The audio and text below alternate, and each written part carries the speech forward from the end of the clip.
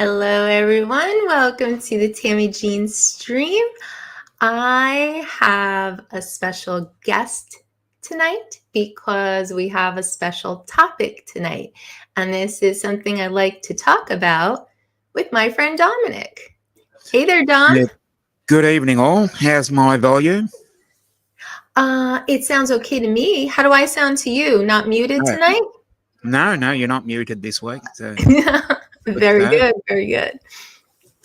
So yeah, we are going to be talking about, some regular stuff, but we are going to mix in a little AI tonight.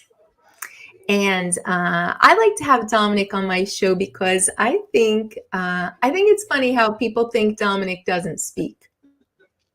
But the right circumstances, the right topic, Dominic has a lot to say. And he has a lot to share tonight. So I've got some stuff from Dominic loaded up. Let's see who's in the chat. Cliff Field was here early. He said DJI sucks. Hello. Right up, Cliff. Philip Kochat was wondering, Tammie Jean or State of the Union?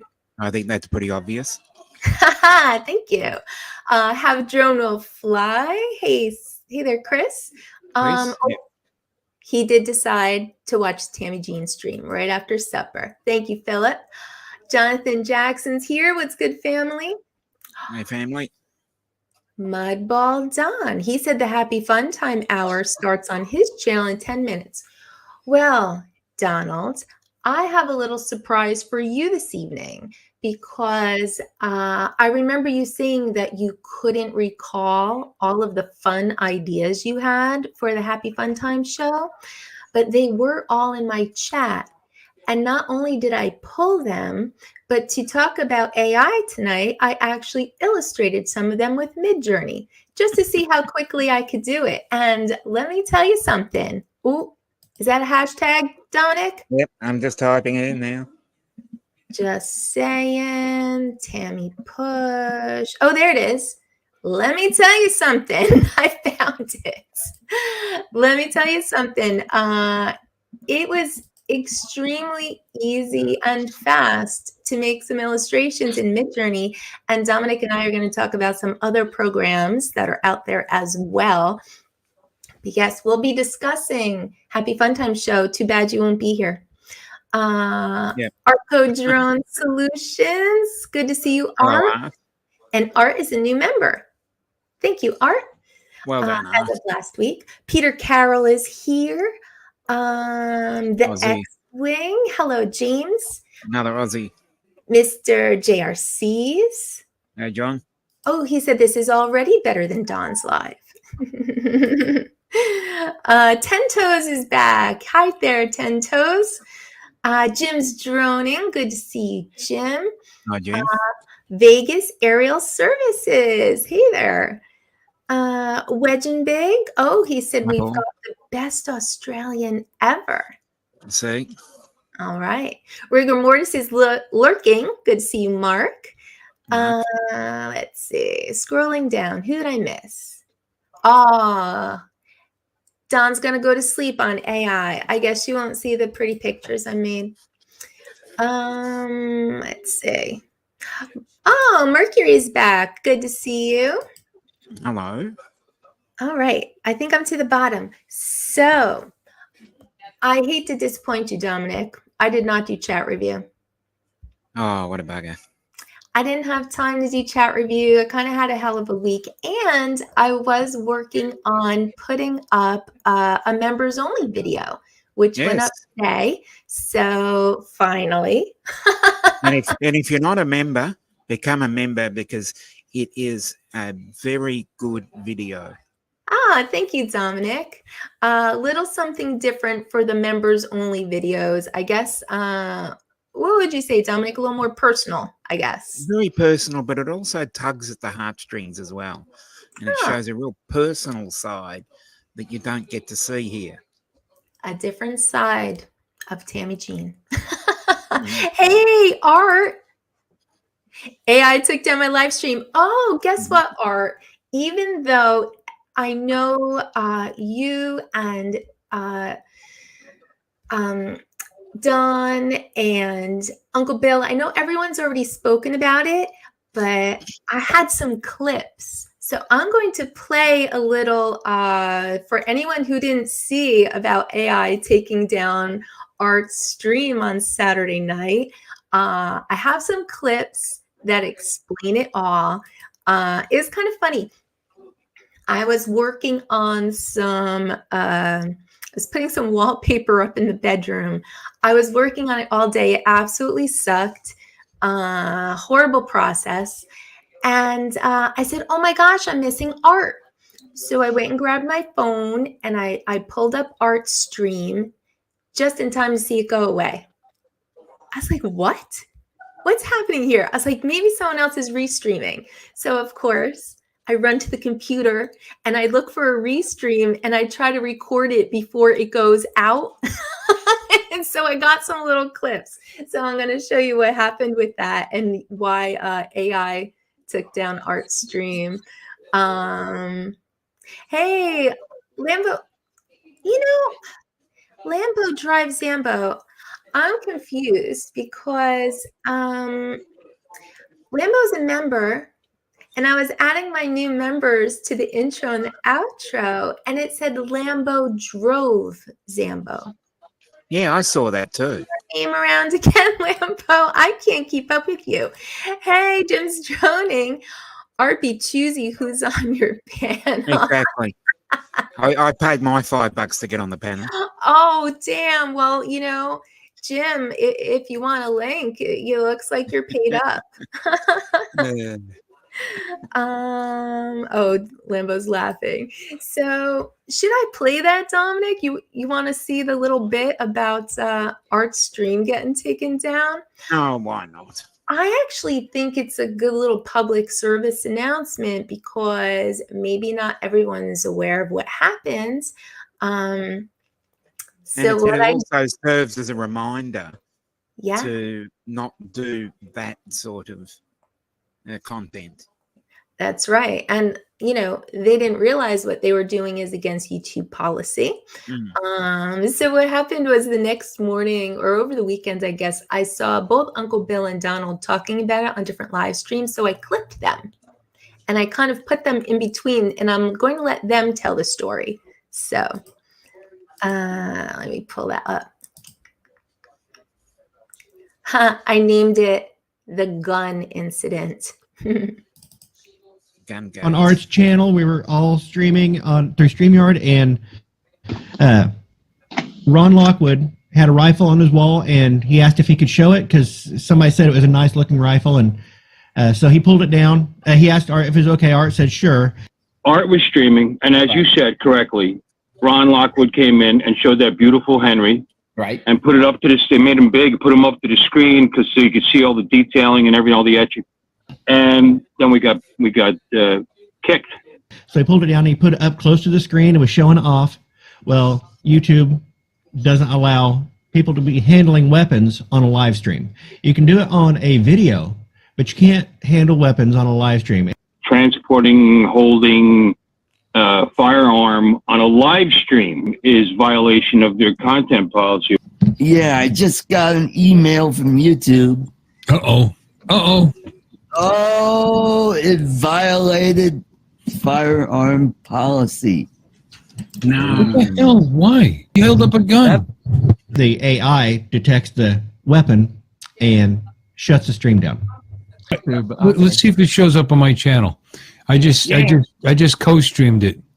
Hey, I wonder if I share this stream, will it still show up on my channel? So I did. Yeah, it does. So we're on. All right. So Art, we're still going, but we're on my channel now. You're on Bill's Oh, okay. Because we were still streaming through StreamYard, but Art's YouTube feed of that just got shut down. YouTube shut it down on that side. So Bill started restreaming it. I started restreaming it, and Dominic started restreaming it. Let's see how long it lasts on mine before they pull it. Yeah. Invite me on here one time. One time he shows a pew pew and I'm gonna go get my shotgun, see if we can get banged off again. there you go. Yeah, let's do that. We're sitting there restreaming, and Bill decides to start being all cocky, and he starts pulling out his weapons. So I got to be a smartass because I'm an idiot, as you all well know. I wonder if they'll hate this. And he's got his gun. He's rubbing it. He's rubbing it all over his face. I was sitting there scratching my head with it. I was licking it. Well, I wasn't really licking it. But I pointed at the cat. Said, "See if I can get me kicked off." And and it didn't with the handgun. It didn't with the second handgun. Oh, This is a shotgun. This is a very 410. 410 exactly. Savage Arms. I believe it's 1960 or 19. Oh, it's dusty. Look at that. I got to clean this guy. Very dusty. 1960 or 1961, I believe. It belonged to my brother's second wife's grandfather. And What's the manufacturer of that? Savage Arms. Okay, I have a 410 also. It's not as fancy as yours with the nice carving in the stock, but it looks identical. And that's where it said video is not. So it killed me. And what I did was I think I took Don and I took the two of them with me. It shut down his stream. Mine went down right after that. And Dominic closed his stream down. So, long story, very long story short, don't mess around. YouTube doesn't mess around, and they take their sweet time, straightening it out. Don't mess around. Yeah. But you knew what to do, huh, Dom? Yeah, as I said, I deleted my stream when Don said I'm out. So I just deleted it. And I think I was able to not receive any emails or anything else. So Yeah, you got out of there in time. You're hanging out with a bad element. It's bound to bite you in the ass, Dom. Yeah. So people are asking why YouTube's policy is like that with between live streams and videos, because obviously there are a lot of gun videos out there. There's nothing wrong with talking about guns. Yeah. But I think, let me see. I think someone already said it in the chat. Mudball, I think, said it earlier. Yeah. To discourage active shooters live streaming their misdeeds. Yeah, I mean, Correct.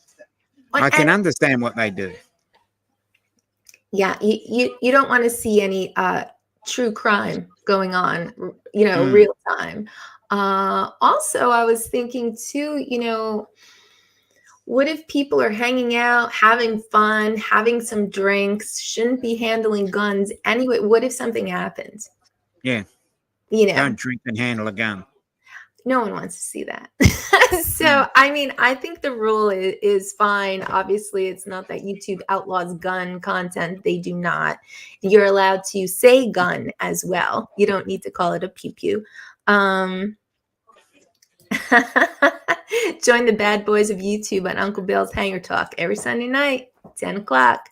What's going on with Uncle Bill? Looks like he's picking up some additional nights this week. Well, I think my understanding of it was that he missed out on the watch hours on YouTube on Sunday night.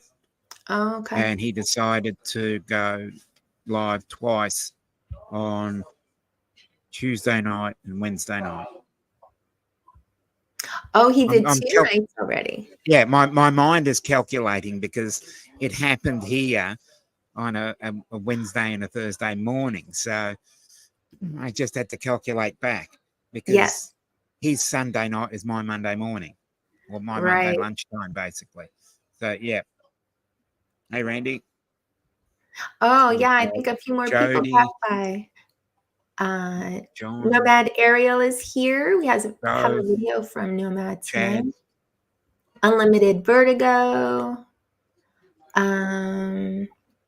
Oh yeah, Windwalker Drones. Hey there, Chad. Carolina Air Shots. Hey Jeff. He said birds of a feather flock together. And Jody's here. Drone Shots. Good to see you. Hi, Jody. Mad Props. Hi there, Randy. Okay, all caught up. So, so that was some excitement. You guys were outlaws. We all went on Rumble on Sunday night. That was interesting. That was fun. Yeah.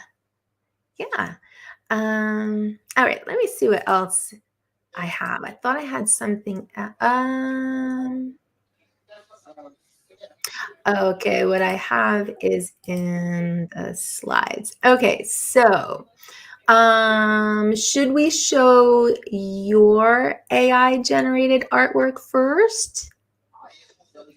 How about we'll go with yours first. You're the host. Well, I just unless you want to toss a coin. I thought we could keep Donald waiting. Otherwise, he's just going to leave. Okay.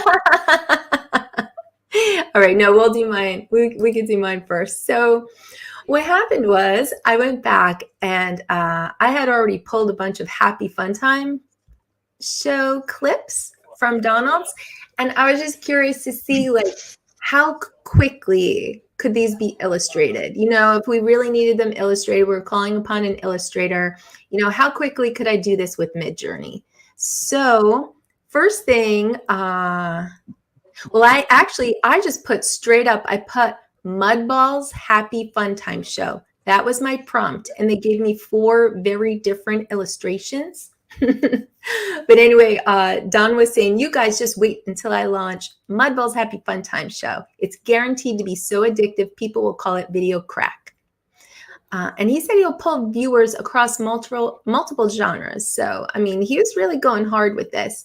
This, again, was just a quick illustration from Midjourney. I mean, if I really wanted to go deeper into it, you can choose one of your liking, make some alternates.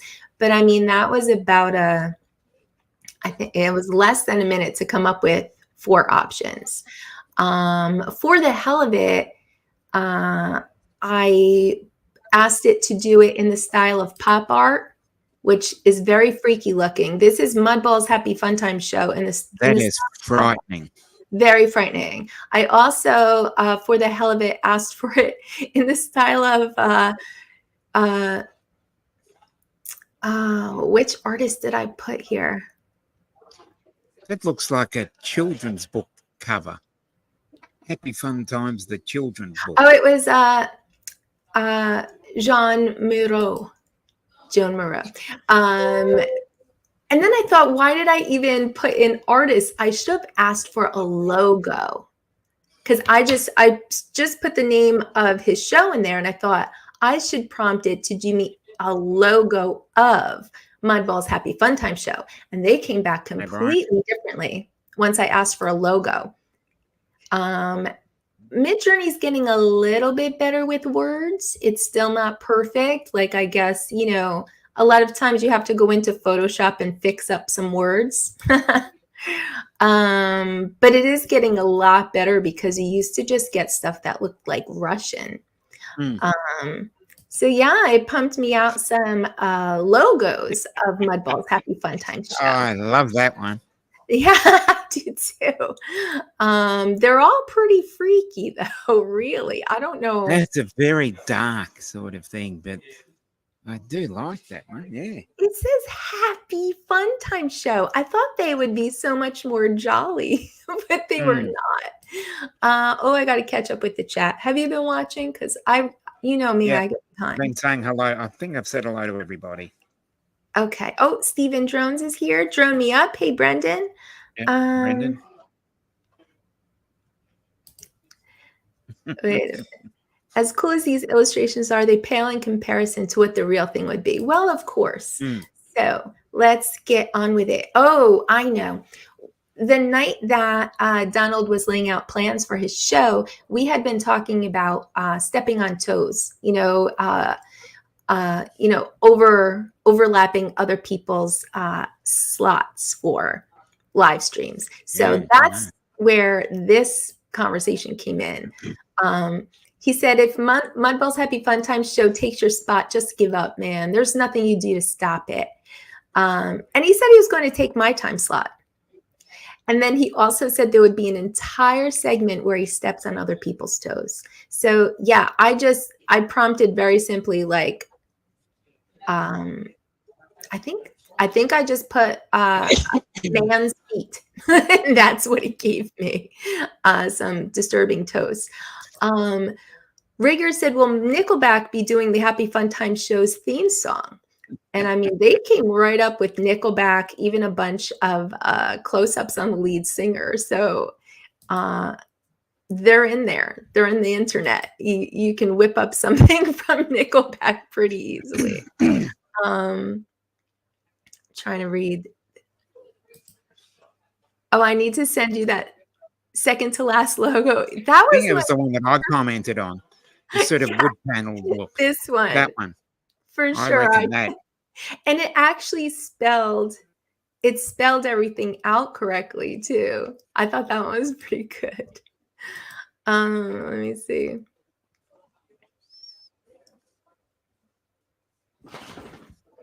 I don't know. I'm already, what? Fun like a house of 1,000 corpses.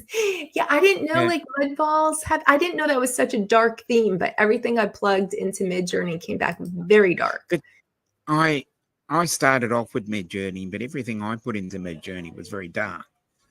Oh, really? Yeah, and that's why, I didn't really enjoy Midjourney, and that's when I found several others like Leonardo, Night Cafe, Playground, and Ideogram, which you've been experimenting with a lot of them. Yeah, the shots you sent me, those are Ideogram, right? There's Ideogram, yeah. And not wanting to put a spoiler alert in there, but the discussion we had earlier about getting the text right, I've noticed that with Ideogram, you probably have to go through 2 or 3 generations and you can actually get it perfect. Really? Wow. Perfect. The text seems to be hard. And as I said, that I'm only using the free version, and at the moment, Ideogram is up to version 3. Hey. And I would say probably 9 out of every 10 times that I generate something, it'll pretty much give me the word almost first up. Wow. Yeah. And then you just play with the style. But it seems to come up straight away. And then because you get four. What are you doing? You get four prompts. Sorry, you get 25 prompts with 4 images in each prompt a day on the free one. Oh, okay, that's plenty. So if you want to pay, I think it was $16 a month if you pay in a yearly fashion. I think it was about $200 a year, and you got something like 4,000. And you can also have an image based, meaning you can start with an image and it'll use that image as a template for the next one. But you have that's in the pro package. But generally, I just start with a thought, and then put 1 word or 2 word in, and then you click the style button. If you want different styles, you can do typography, cinematic, poster, picture, and there's I think 11 different ones. And then on top of that, you just start off with the prompt, and then you just keep adding words to that prompt to see if you can massage it to exactly what you want. And that's how I did the ones that I've sent you. And this is okay. So this is ideogram. Yeah. Oh, very cool. Oh, geez, I see people talking about Doug Sisk. I forgot. Can we all just acknowledge our hero, Doug Sisk? Respect. Respect. We should probably just start off every show. Little respect for Doug Sisk. Respect. Yeah. Well, let me get through. Hi, Brad. Nana's Attic. Thanks for joining us. Oh, Brad's here. Good to see you, Brad.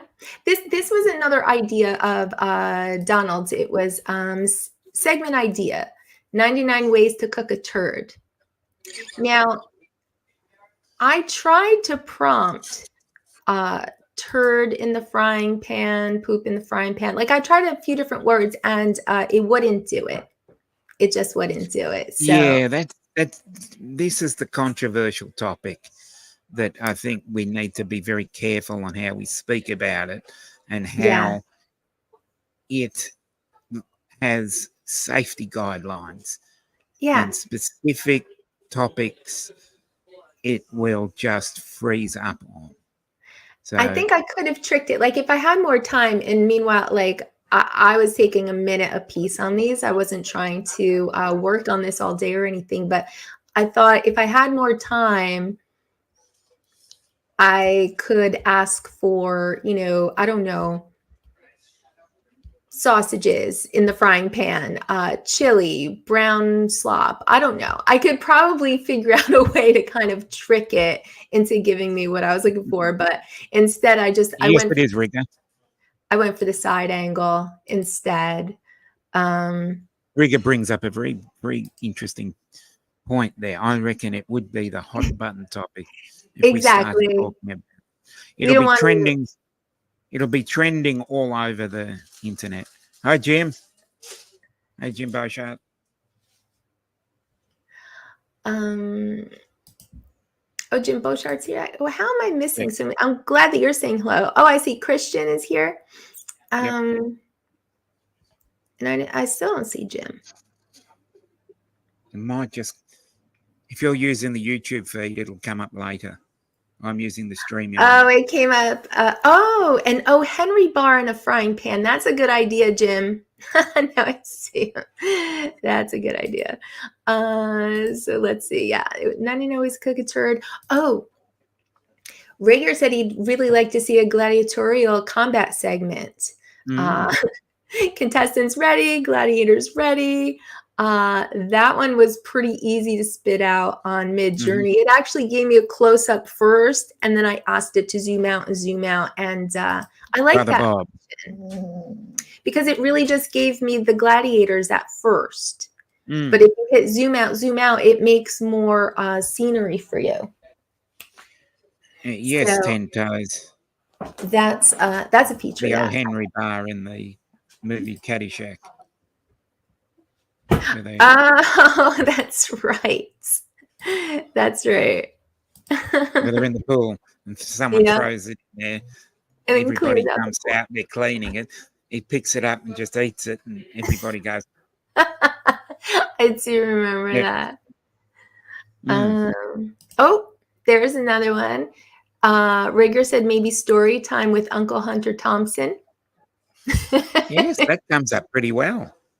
Well, I'm it amazed. didn't at all. It didn't at I'm- all. The face was wrong, so I actually put actual Hunter S. Thompson. No, understandably, but I'm just interested to see how there's something in the bottom left-hand corner of that. Oh, And it's interesting that they are actually able to generate something that even looks vaguely similar to something we all know about. well, it's funny because they gave 4 options, and one of them was a little more zoomed out, and there were just guns all over the walls. Like it had no problem giving weapons. No problem at all. Hello, Poodle Hawk FPV. Hello. Oh, Looks like you might need a wrench there. I think so. Hi there, Poodle Hawk. Thank you for joining in. The second half of that, I like the second half of that name. Hawk, yes.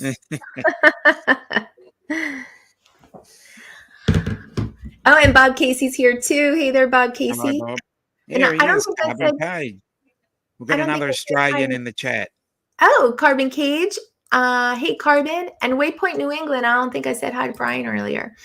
Oh, another segment idea. How many drones does it take to lift your child? Oh, definitely. But it would also depend on which platform of drones you're actually using.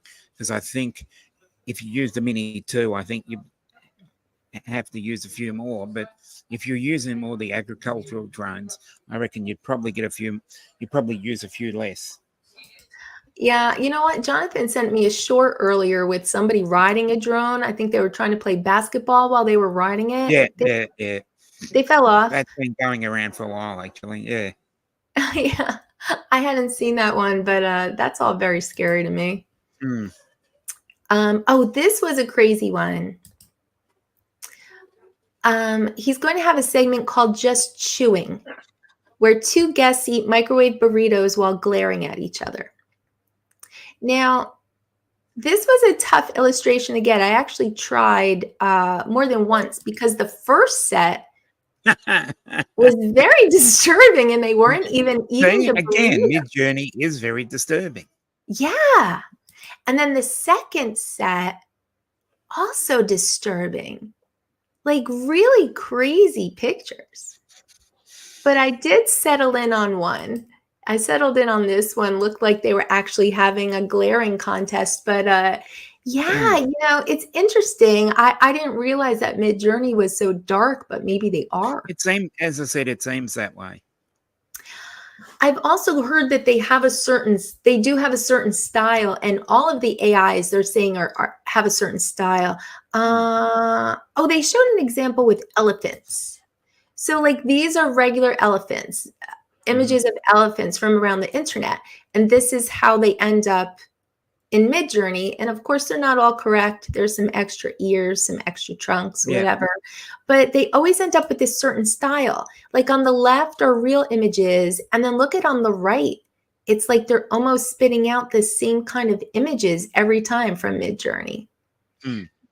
So they do definitely have a style. And maybe to your point, it is a little dark. Yeah. But that's where to go, I guess, if you want something a little dark. Yeah, if you want something really dark, yeah. Yeah. Dark, dystopian. Yeah, exactly.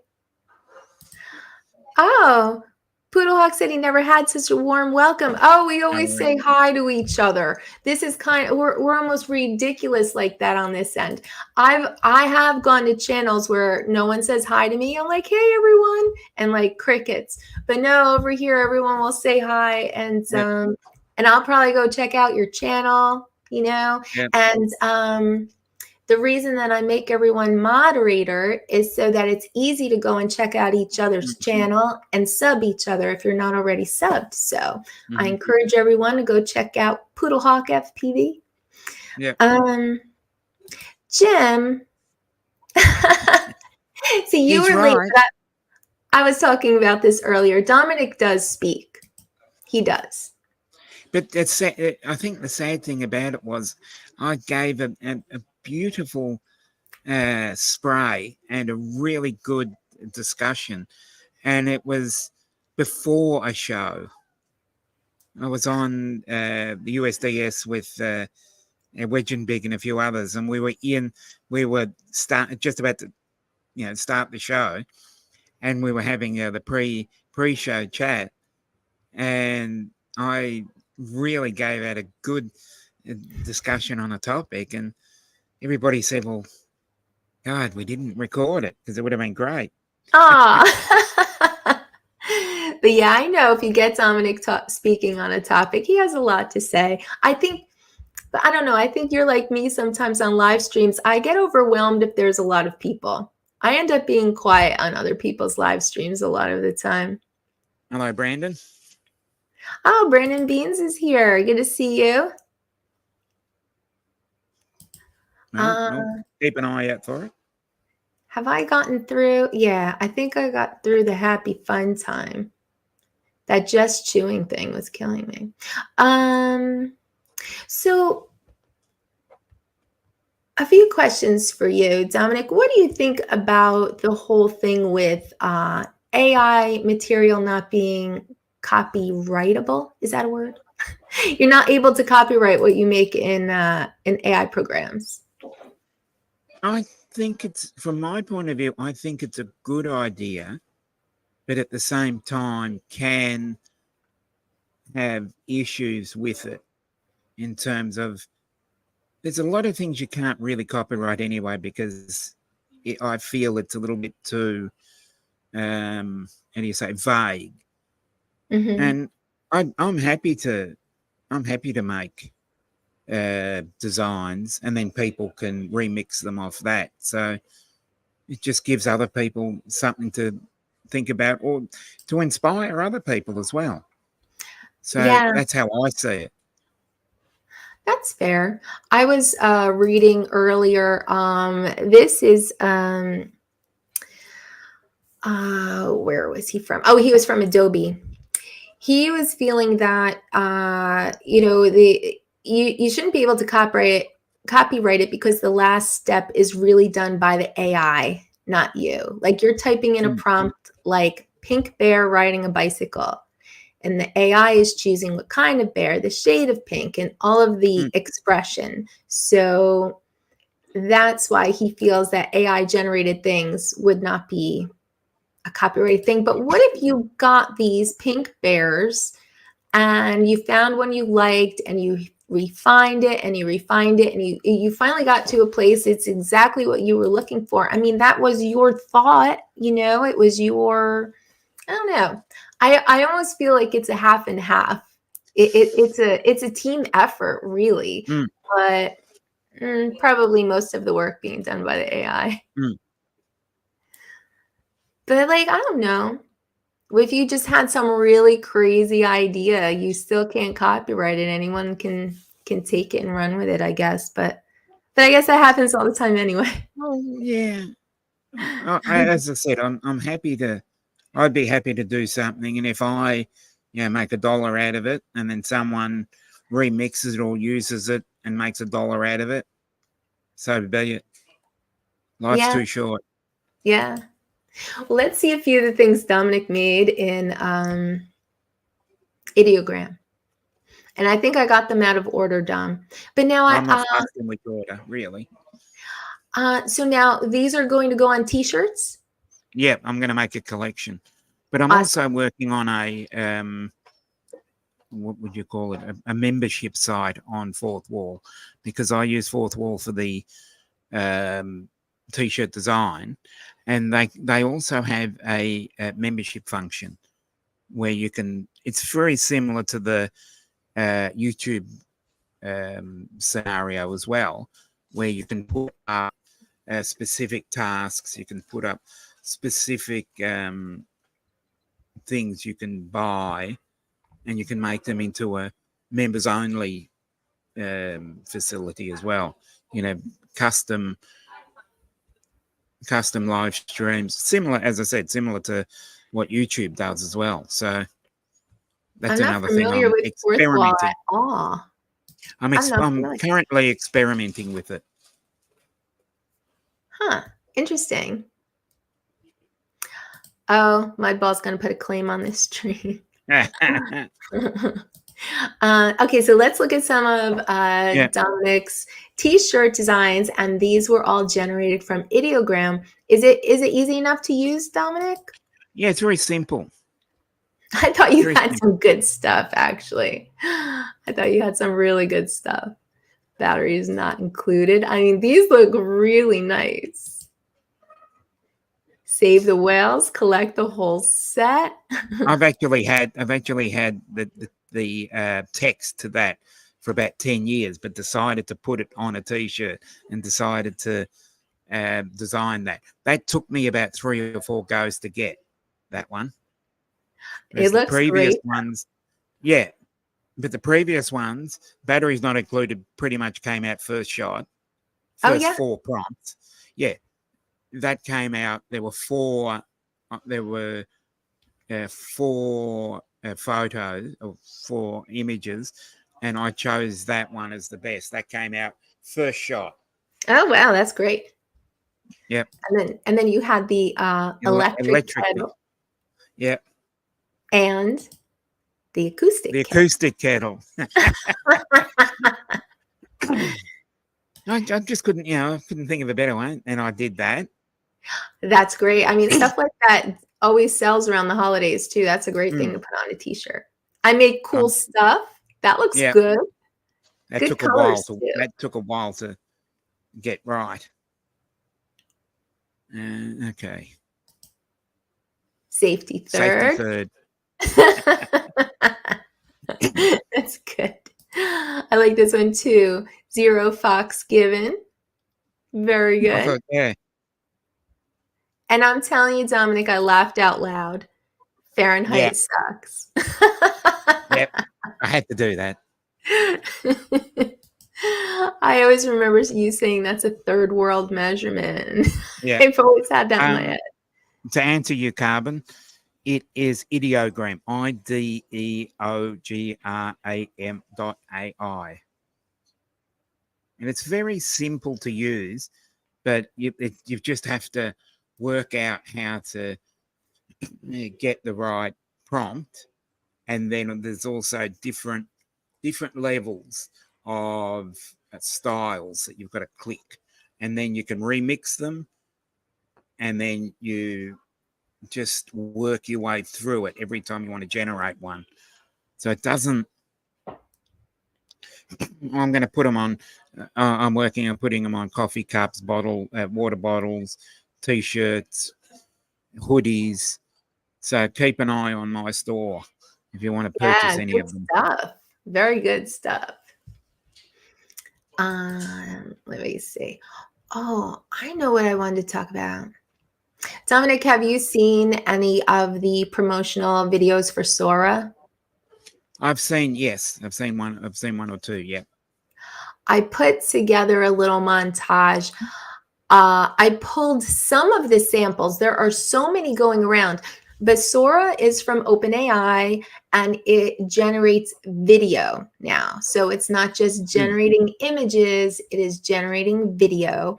It is not on full release as of yet. Like, I think they're in sort of a testing phase and they're releasing it to, certain people within, an industry that would utilize such a tool. And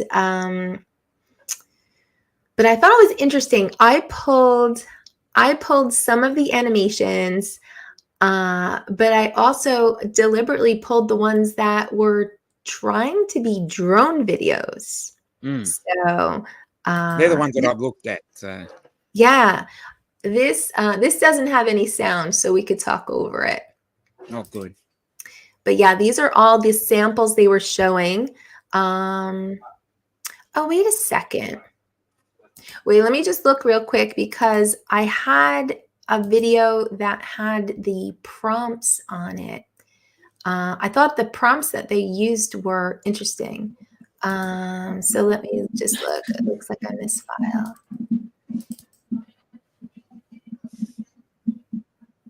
Maybe I don't have it.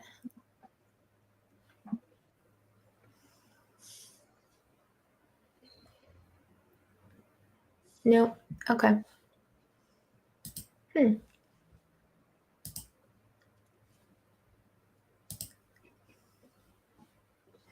So yeah, these were little Labrador puppies playing in the snow.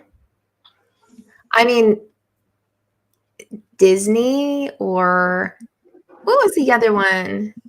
Oh, this one does have the prompts. A petri dish with red pandas running around. Now you could see they only have 2 feet. So like they're messed up, but I mean, it's still pretty good.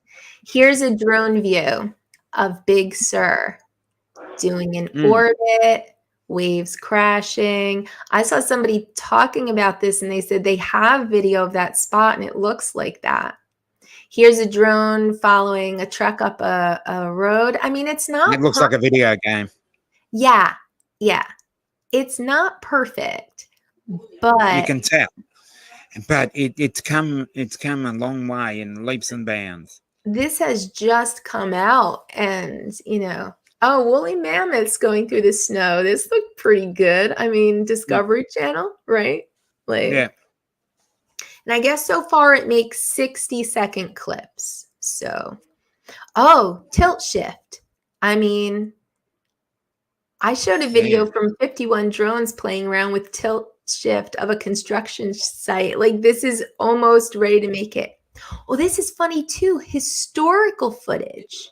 So this is a drone shot of the gold rush in California, but it's historical footage from the time period. Wouldn't it have been fun to have a drone back then? A drone back then, right? But yeah, it's not great, but it's not bad. Another drone shot, a church built on the edge of a cliff. People walking around. I mean, I think that they are not far off.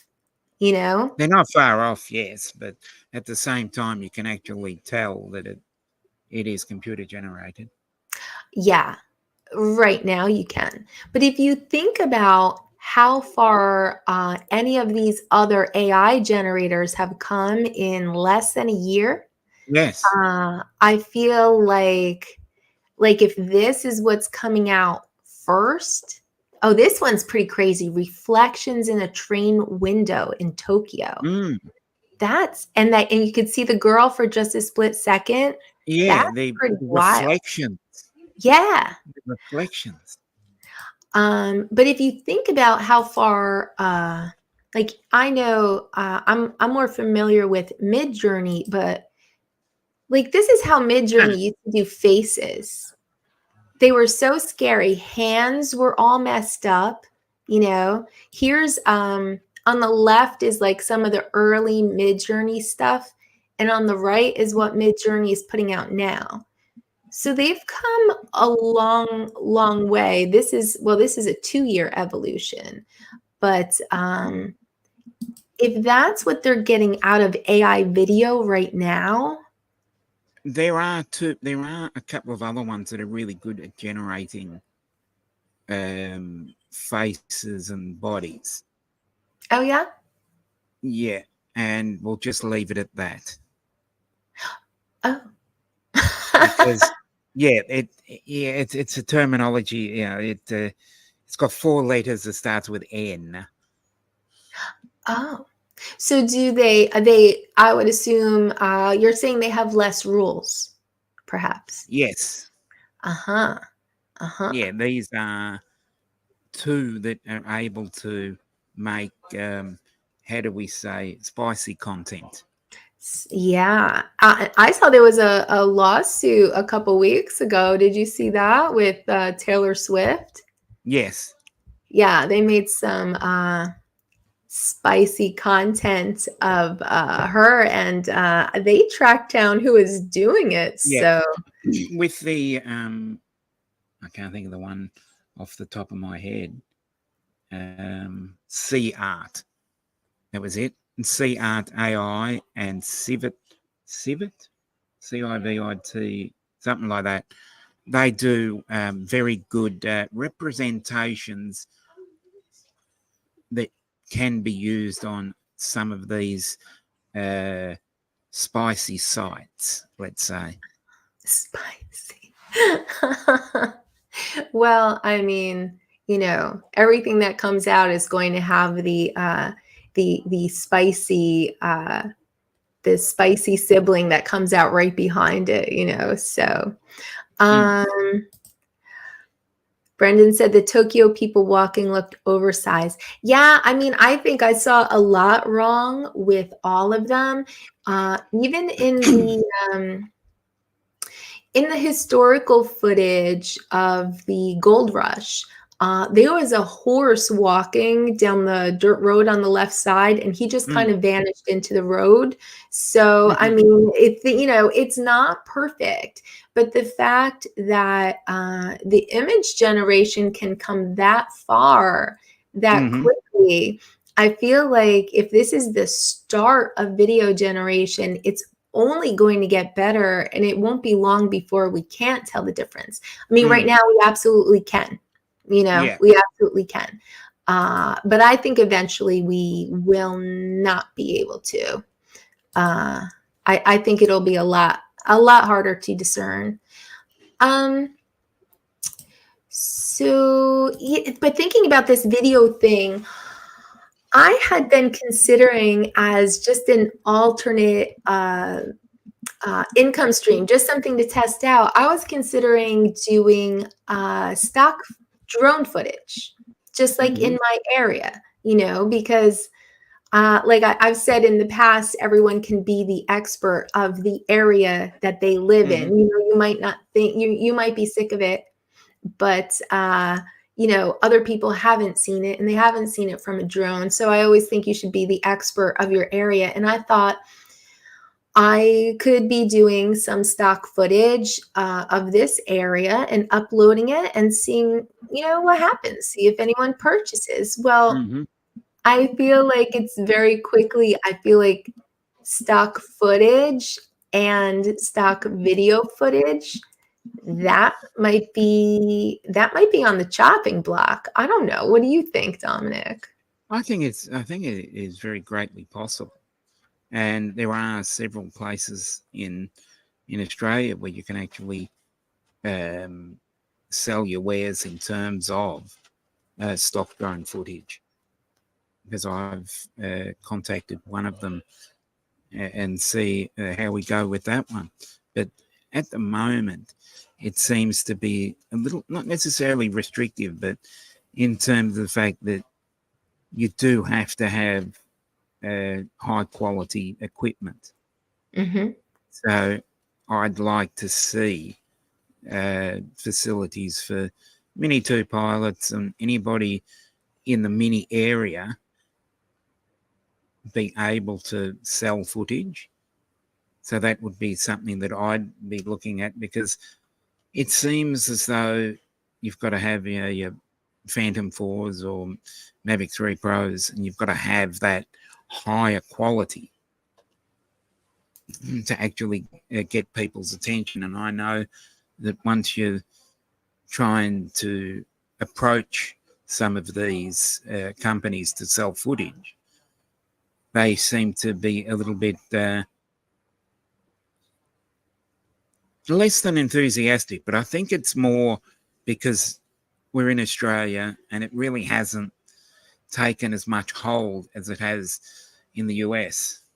And I'm sure it's even different in different places of the US. I mean, we've gone places where someone will still come up to us and say, "What is that?" You know, it has happened.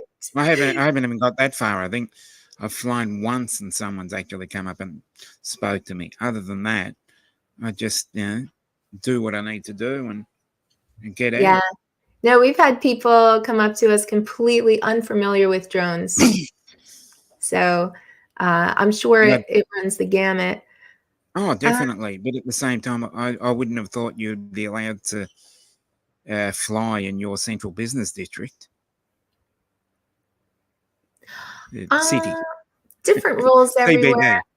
Yeah. Different rules everywhere because you know, there are cities that we can fly in and they don't seem to have any rules yet. You know, we're flying in Chicago, but then there are other cities that are actually absolutely no takeoffs, no landings, you know, so everyone is different. Oh, hey, MFR FPV is here. Good to see you. Yep, and Dustin MFR. the Dragonfire is here. Good to see you, Yep. Dustin. Ronnie, God bless America. Oh, and I did Ronnie say too. Hey hello. there. God bless. Hello again. But the other thing that I have noticed is that you can do this. You've just got to be able to get all the paperwork, all the permits, all the public liability insurance, and go through an arduous task of doing that. Because I did recently speak to a pilot that took images of a pretty famous Australian horse race. And because this horse race is near the Melbourne airport, the amount of paperwork you have to go through to get it done, and also they asked for it, you need an Inspire 3. So that put a few people off. Yeah. You had to get that, and you had to get the public liability insurance. You had to get a permit from the racing club. You had to get a permit and other information from Australian can't think of the exact name.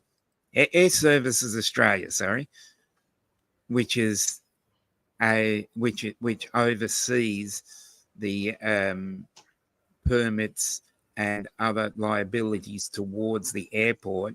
Then once you get that, you've got to go to CASA, which is the Civil Aviation Safety Authority, like the FAA.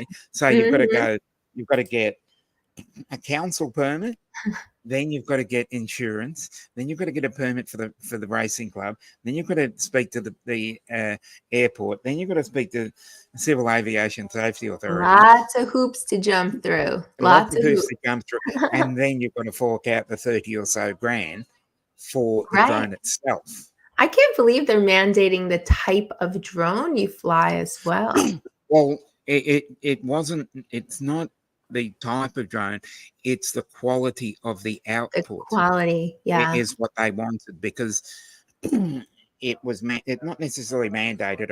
I don't really like to use that word, but they stated that because this is going to be shown on national and international television, because this is one of the biggest horse races in Australia, they wanted it to be of the highest quality. So the drone coverage was for television and for for broadcast. Yeah, because it was stated that Channel 7, which is the broadcaster that is looking for the opportunity, they asked that because it needed to be broadcast quality. Wow. Yeah, that's a lot of hoops. But I mean, near the airport, you know, I can see why that would be. But yeah, that's like 3 different organizations to deal with to get permission to fly there. Yeah. Because I know just from an even smaller point of view, we also have the national park rule, Oh, and if you ask nicely, you can do it, but generally, no. We have we have state parks, which don't have any laws enacted. They have a policy, and it's a policy not necessarily to let people do it. They ask you, if you're going to do it, that you apply for a permit. So they're just asking for a bit of dosh in the, to grease their palm to get a Right. permit. Whereas and I've very rarely, I've gone to a number of these parks and I've actually spoken to the policymakers, but I'll leave it at that because I don't want to get into any political discussion. That's what I mean. I'm being very careful not to stray into the political topics, because going back to it, when you actually look at it, if it's a policy and they state various things, there's a difference between a policy and a government, an act of parliament. So, but another thing that, going back to AI, that we haven't really discussed is I think we touched on safety guidelines, and I think that's a position that they need to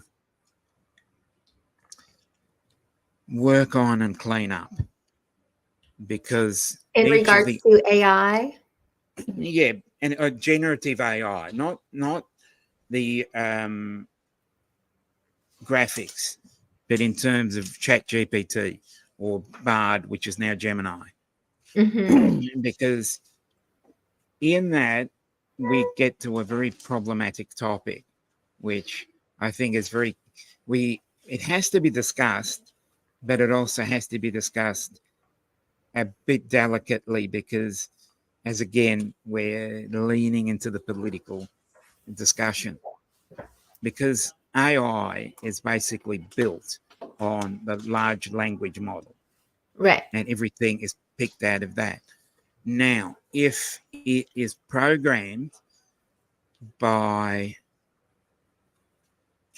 certain levels of people, there can be biases and inherent biases programmed into it. And that seems to be a bit of a problematic topic when I was trying to generate some of those t-shirt designs, because my sense of humor doesn't,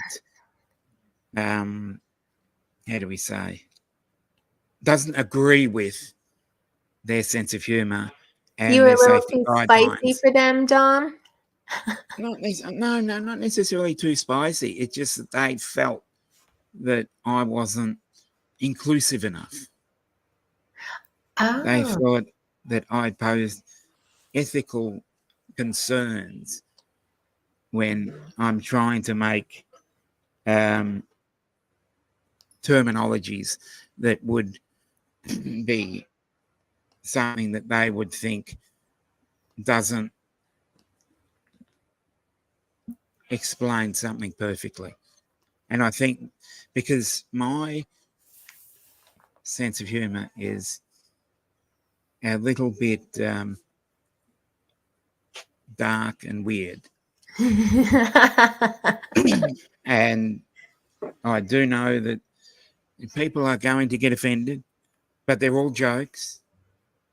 No one's gonna.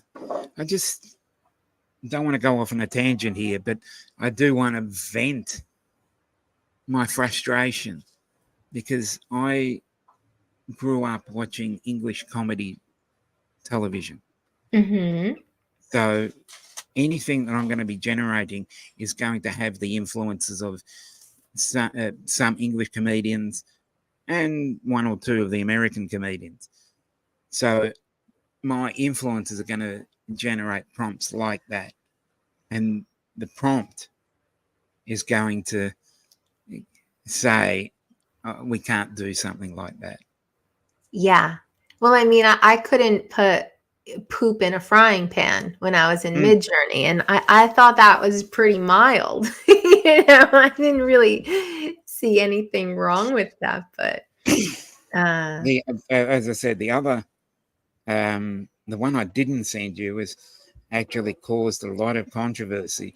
It's basically a B-52 bomber dropping bombs with the letter F on it. So it's dropping F bombs.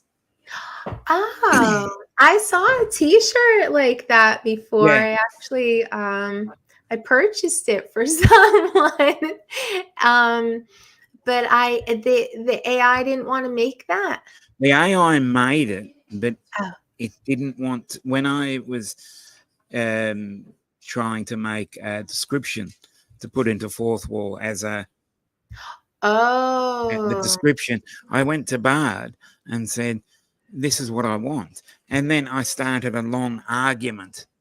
I'm arguing with the generative process. I'm arguing with Bard or Gemini, whatever they call it these days. I said, please give me a sales pitch. And then it said, oh, it is a very sensitive topic at the moment. People, this. And I said, all I'm trying to do is write a description for a T-shirt. And you're lecturing me on the ethics of war Of and a everything. silly joke. Yeah. And every time I say, because I'd like to write, I said, can you write it in the style of, and I named a couple of comedians.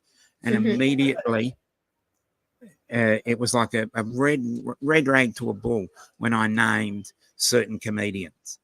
Really? Yeah. Because Wow. I named, there's probably 3 or 4. There's 2 English comedians, an American comedian, and an Australian comedian that I named. Who's And the it said, American? Dave Chappelle. Oh, I love Dave Chappelle.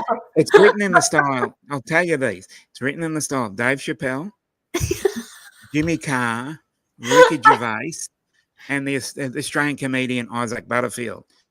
Now, these people fly very close to the sun, fly very close to the edge. And that seemed to really trip Bard Gemini up. Oh, I would love it my said, "We can't AI. do-" I would love my AI to speak in the style of Dave Chappelle. That would be fantastic. Yes. Yeah, Oh. he's, as I said, he's one there. Well, there's a 5th comedian, but he's no longer with us. It's George Carlin. Oh, yeah. That was a favorite of mine. George Carlin, it did trip it up a little bit because he does fly close to the wind, I tell you. Well, But- early George Carlin and later angrier George Carlin, were two, I felt like they were 2 different things in a way, but I've got to answer a question there from Ronnie. Benny Hill was English. oh, To answer that, he was an English comedian, but comedy in the 70s was a lot different. And as I said, trying to gauge that and trying to influence it into rewriting comedy or using AI to reproduce some of the comedic talents that are no longer with us has become an awful task, because I've tried to use things like Monty Python or Dave Allen or Dave Chappelle, the ones that are alive, or reproducing some George Carlin like comedy. but they're trying to keep it politically correct. Yes. Yeah. As I said, I'm trying to skate around this topic so that I don't offend anybody, because we're not allowed to offend anybody. Right. That's the whole topic. You're not allowed to offend anybody, but you've got to make them laugh. And I don't think that there is a way of doing something funny that doesn't offend people. It's definitely a And that harder seems to be job. what AI. That seems to be what AI is trying to skate around. Yeah. Because if I want to do it, if I want to do something in the vein of and be, influenced by and have the humor that George Carlin did, where he would comment on something and he would talk about, he's got a very great topic or show about germs. And he really, but the funny thing was, I re-listened to it when I was in the lockdown of the pandemic. Mhm. And these videos are nearly 20 years old, and it was as though he was talking about it right now. Really? Yes. That's pretty funny. Yeah, you've got a very good point there, Tom. 10 Toes. You've got a very good point. You can poke fun at people. People get so upset these days. Hello, Johnny. Yeah, George Carlin talks about religion is another great one. George Yeah. Carlin, when he talks about euphemisms, how Yeah. strong, direct language, it's gone. Hey, John. We have to use so many different words, because if we use the strong, direct language, someone is going to find some way of getting offended. Yeah, it's so different now. It's funny. I always thought the profession of teaching must be so hard now, because I just assume kids are more disrespectful and parents are more like Karens, and they probably just want to complain about everything and defend their kid. But being a comedian these days is probably even harder. I can't, like, trying to not offend someone is, as you said, nearly impossible. I found it very hard to find any new comedians in the last 5 or so years, because the comedian Isaac Butterfield, who's an Australian, he's the only one that I could find recently, and he's been publicly cancelled. We do. And he's been publicly cancelled. Yeah. Words. know what Yeah, I'm that was the best skit. Because Isaac Butterfield basically burst on the scene about 5 or so years ago. He's a bloke that lives in Newcastle in New South Wales, which is about probably 15-hour drive from me. He is a guy that is 6'8". He's Wow. a 6'8" comedian. He's got this really long beard. And he really touches a nerve. And in his first few videos, it was more he just pick things and react to it. And then when people started listening to him, and he broke, I think, 2 million followers on YouTube, he really started going after, not in an aggressive way, but he would go after people and really start pushing their buttons. Yeah. And I think this is what we need to build into AI. We need to build into. Look at Dominic bringing it on home. Let's put real comedy and some offensive comedy into AI. Just do it. I think AI needs to be realistic. Yeah. Because not everything is sunshines and rainbows and purple unicorns.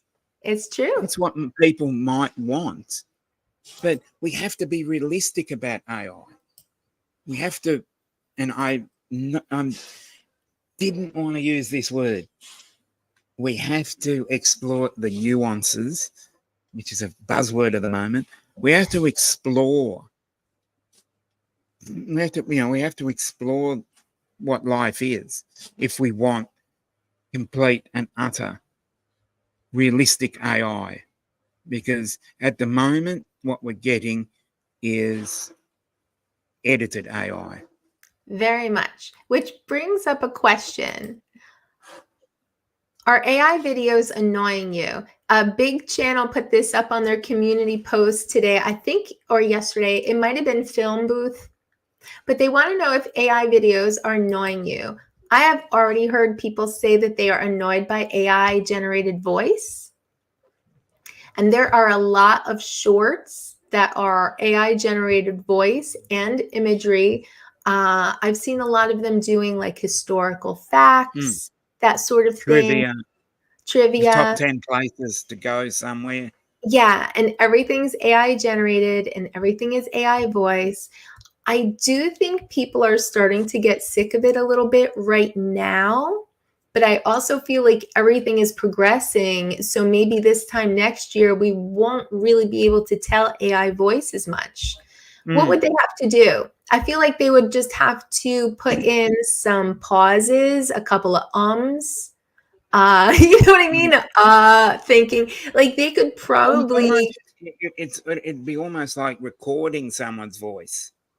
Say recording my voice and then training that voice to speak like me so that I don't or my brain looks like I've the spinning basketball thing. Right. But I think because it can come out without the spaces. So it can just speak. Right now it's very monotone and there are no natural pauses really. Like one of the generators I was using, there's a sliding scale. So you can up the exaggeration factor or the hype, so you can make levels on it. But I almost feel like you would need that sliding scale to maybe put some imperfection into it, some pauses, maybe a cough. Oh, look, Ronnie said, make it realistic because right now AI voice is very monotone and I think everyone is getting very sick of it. Oh, Mudball blocks them. Yeah, I think it's starting to, I think people are starting to get a little overwhelmed by it right now because it really came on strong. A lot of people are using it and maybe it's just too much at the moment. Oh, the pronunciation. Absolutely. You're right, Brendan. AI should sound like Arnold Schwarzenegger. Yeah. Like, remember when there was a phone app where you could use different voices for your like Google Maps directions and stuff like that? we need some more variation. But I do think it's just a matter of time before AI voices become a little more indiscernible. Maybe AI video gets to the point where it's hard to tell the difference. I mean, even what they've come up with now with the deep fakes, where they put someone else's face on a person and they're walking around with like Tom Cruise's face on them. Some things are really hard to tell already. So, I feel like we're in that weird period right now where everyone's using it and it's not the best yet. And so people are starting to get sick of it. But then I think it's going to be blended in so much that you don't really know. The more you use it, the better it becomes, I'd say. Yeah. And you know what? I have more on that topic, but before we get too far, I wanted to play a video because I have a video from Nomad Ariel. And now a word from our sponsors. Yeah.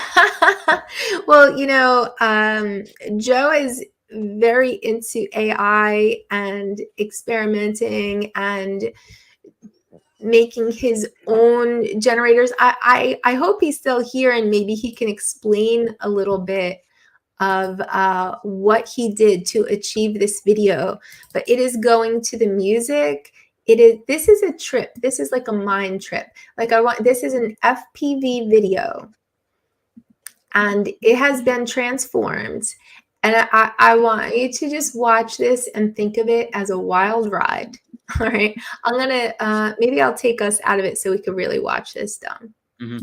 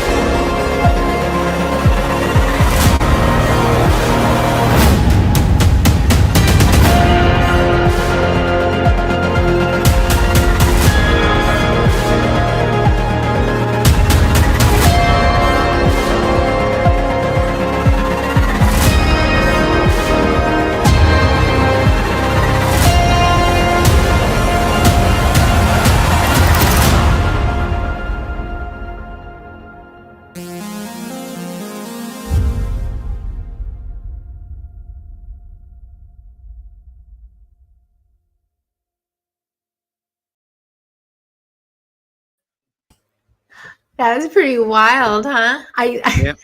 I think Rigger said this isn't all that different from taking LSD and hitting the BMX dirt jumps. Like Yeah. We all did that when we were young. I find it mesmerizing though. Like I'm watching and just like wondering where we're going and what's going to happen next. I really like, I don't know. I really like it. I get sucked in.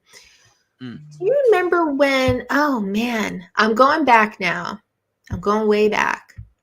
I feel like around the time of Napster. Remember when you used to play music and your computer would make just fun colors and stuff on the screen to the music? The screensaver that was synchronized to the music. Yes, I loved that. It was just like watching these patterns synchronized to the music. I used to get all sucked in by that. And I feel like this is like, 10 times more. Yeah, I think that was my favorite part too. I like the volcanic flows. I thought that looked awesome. Oh, right. Donald said, except you could turn this off if you want. Whereas, LSD on the BMX track, you're kind of in it. You're in it until it's over. Hey, Mike Cersei Garage. I really don't want to be on acid when I'm not. We'll see. You could just take like a shorter trip. I think that was the one I used, Riga. Oh, yeah? I think it was Winamp, yeah. Winamp? I think that was the one I used. So I don't remember what it was called, but I used to love that stuff. But yeah, that's an awesome video. I put Nomad Ariel's link in the chat. If you're not familiar, go check out his channel. He does a lot of cool stuff, a lot of like really awesome long range flying as well. Like he's not just AI, he does a little bit of everything, but definitely a good channel to sub up if you haven't already. And actually, that reminds me, I also wanted to put in the link for my esteemed co-host, Dominic, Northside Hawk. If you're not familiar with Dominic or his channel, definitely make sure you go over and check him out. Give him a sub as well. Not that he needs my help. I think you've got way more subs than me, Dom. Yeah. Mm.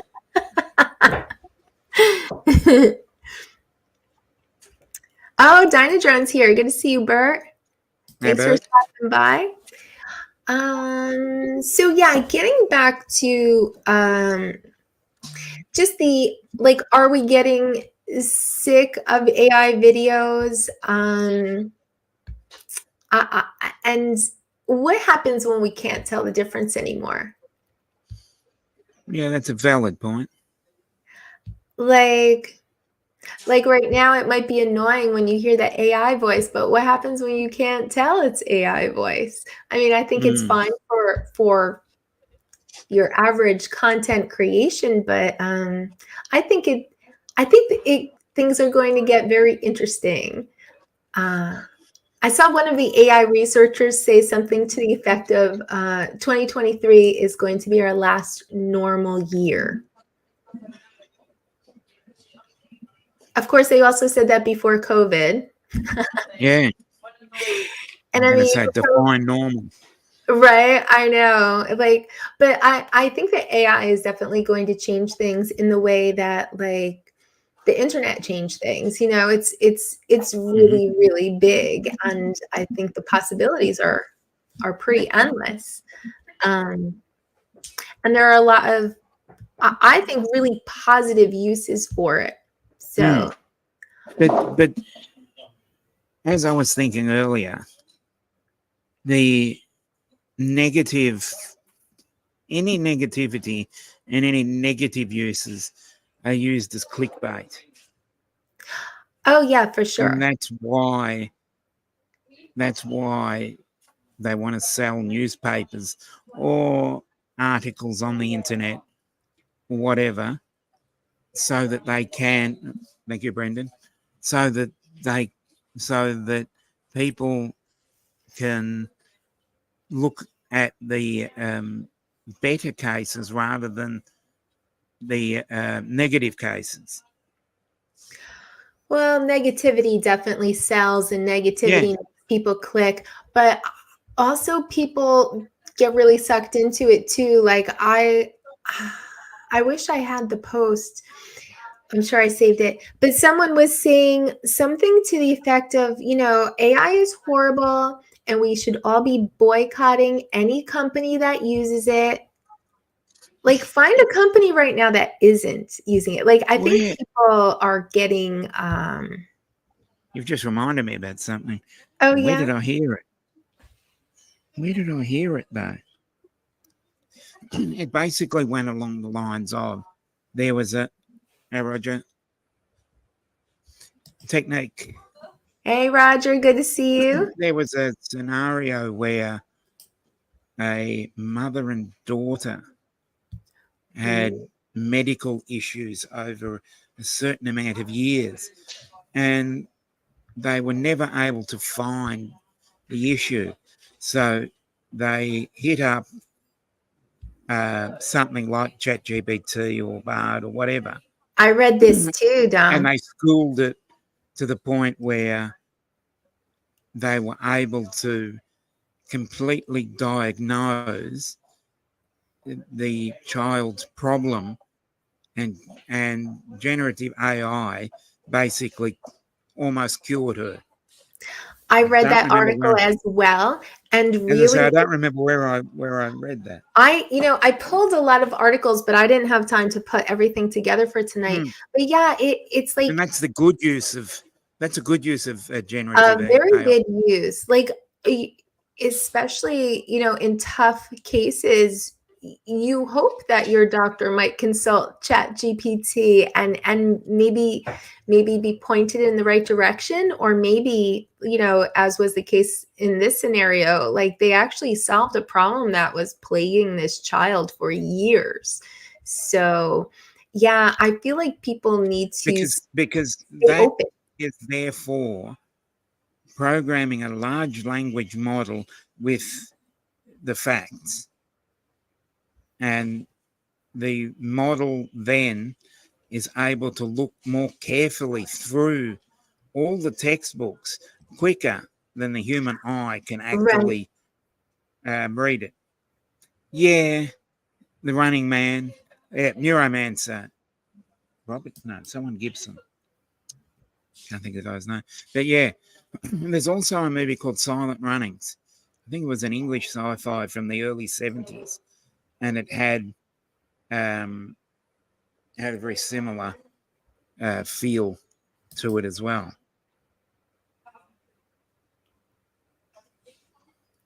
Oceania and Eurasia, yeah, that'd be interesting. I mean I think that, you know, of course, that's one of the fears that people have, is that, you know, pretty soon Sorry. Thanks, Riga. What's that? It was William Gibson. I couldn't think of it was. I remembered the surname of the book, the writer of Neuromancer, and I could not think of his first name. Thank you. Right. But because when does science fiction become science fact? And secondly, can AI it's going back to styles again. Instead of comedians now rewriting in the style of certain sci-fi writers, some of them that are have passed on, like in Isaac Asimov or Arthur C. Clarke, Philip K. Dick, William Gibson. So yeah, Silent Running. Yes, thank you, Mudball. Thanks, Don. It's a great. I reckon it was Bruce Dern, Jenny Agutter, and it was about 1976. I reckon. It's great. It's another really great. It's a very simple sci-fi, and that's the thing with generative AI or a ChatGPT sort of setup, which is generative. When you actually look at it, it's only very simple in the way it can generate things. If you you can generate a short story, but if you try and then generate that story and then try and turn it into a full movie script, it gets like amnesia, because you'll start like that and then you'll try and rewrite it and it will rewrite it again. So it loses its thread after 3 or 4 times that you've add parts to it. So yeah, that's one of the areas that AI is struggling in, is the creativity. Yeah, and the technical amnesia, effectively. Yeah. Because you'll ask it a question, then you'll ask them to add something to it, and then add something. And by the time you've gone through the 3rd or 4th iteration, it'll say, well, what is exactly you want me to do? And then I say, well, just go back a few.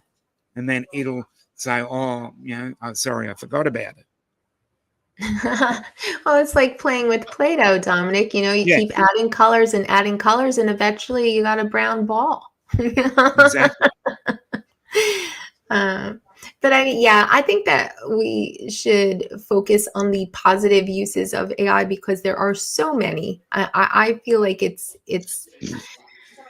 there are areas I'm hearing where people are already being maybe laid off. There are some jobs that are probably in danger. Maybe illustrators, if you really needed an illustrator, if you needed a logo, if you needed an advertising campaign. I mean, I think if you need a drone shot, if you need a stock image of an apple, you could just go make one. Yeah, I exactly understand where you're coming from. But again, if you're people claiming or complaining about people losing their jobs to AI, I throw back as a devil's advocate to state that someone's got to program that AI currently. So you've got to stay ahead of that curve. Yeah. So you don't get drowned by it. But yes, I agree. Like, people who are resistant should learn it and learn how to use it. Yeah, and be ahead of the curve. The next part of that is someone's got to program the AI. Unless the AI is generating AI and it has become self-aware, then someone's still got to program that AI somewhere. And Yeah. from that point of view, in terms of becoming self-aware, and we go down to the point of an android, as in Data from Star Trek The Next Generation, where you have a physical body. I still think we're way behind that yet to have robots like any book from Isaac Asimov, which are going to be programmed with the 3 laws of robotics. Hi, Tim. Hey there, Tim. Yeah, I think the things that people are afraid of with AI are they're far off if they're coming at all. I mean, I don't know. I don't see all of the media and entire governments being taken over by AI, and we don't know what's real anymore, and we all have to go underground. Like I don't think that we're going to be living that I think you've got a point there, fiction Brendan. story. I don't think it was exactly AI taking over their jobs. I think it was when they were wanting to use AI to supplement or adjunct to their script writing. I think That is another thing that AI does well, though.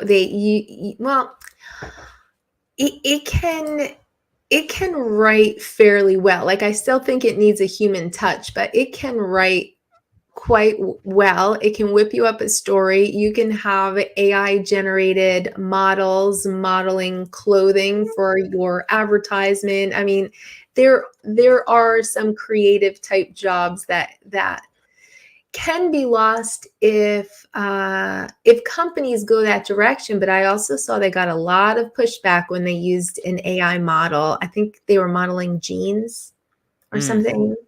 And yeah, they got a lot of pushback for using AI models. So I don't think we're all going to lose our jobs. well, not yet. Not yet. Well, I think by the time we get to that sort of robotics, I think it's 50, 75 years down the track. Yeah, but even still, like, if they could replace most workers with AI and everyone's out of jobs, who's going to buy the product they're making? Who's going to buy what And they're who's going selling? to program the AI? So again, we have to look at the fact that is it going to be a race to the bottom to slit our own throats? Yeah. So to speak. So that is an analogy. I'm not saying that's a physical capability. Right, not promoting violence here, folks. Disclaimer. Okay,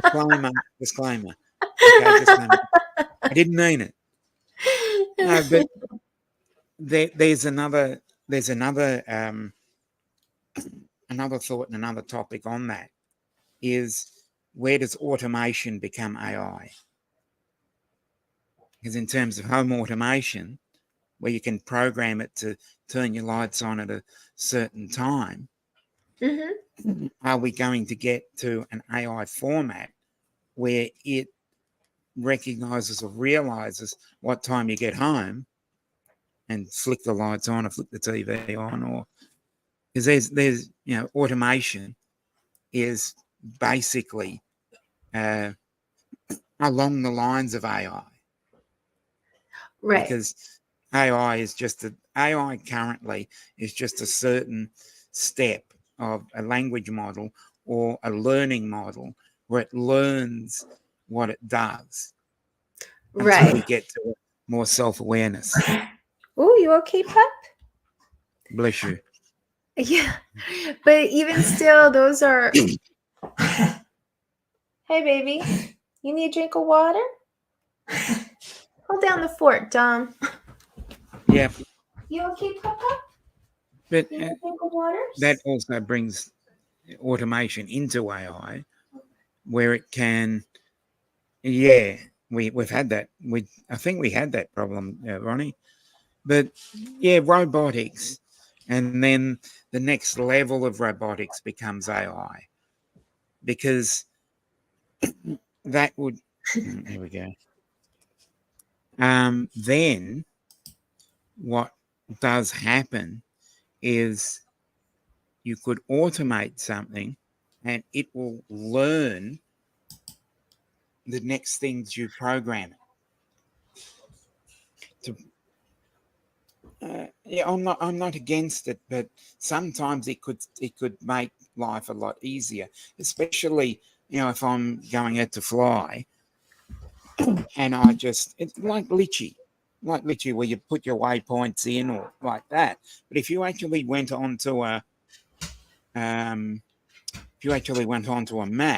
and said, I want you to go here, here, here, here, and then say, okay, we'll do an orbit around this, an orbit around that, orbit around that. You hit a few buttons and it goes off, takes a photo or takes video or whatever, and you tell it to do that. That would be a great, because the AI would then learn the next time, okay, I want to go here and I want to go here.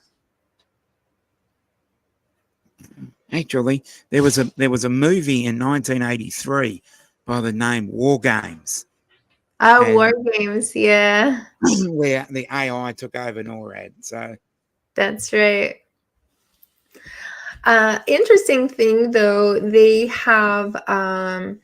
do have models where they have been training AI to make military decisions, and because they can analyze a situation quicker than humans can, and make a determination on. You'll find on some of the fighter jets, the F-22 and the F-35 have a very small amount of AI on it, because the autopilot is then trained to make decisions far quicker than someone can, and their reflexes. Well, I think the interesting thing that I was reading about was that they're trained, but as of right now, they're trained on what's out there, and what's out there is more about escalation than de-escalation. So as they try to train it on different models, they're finding that even when two parties are starting out kind of neutral, the AI ends up steering you towards conflict, because they're more about escalation at the moment, and there's not enough. Especially if you saw a video where two AIs are arguing with each other. That is scary. Yeah. I was just trying to. Oh wait, I wanted to go back to what Technique said. AI cannot start a primitive fire in the woods, nor can it build a primitive shelter or set up a spring pole fishing snare. It may know the process, but it will not be out there with you. Not yet. I have heard people talking about that too. Like, we're all going to end up, just growing food, and we're all going to become AI fishing. Primitive again. Coming to the local sports channel near you. AI fishing. Population centers will degenerate into madness, and the people who can build fires and fish will head to the woods to survive until the madness is over.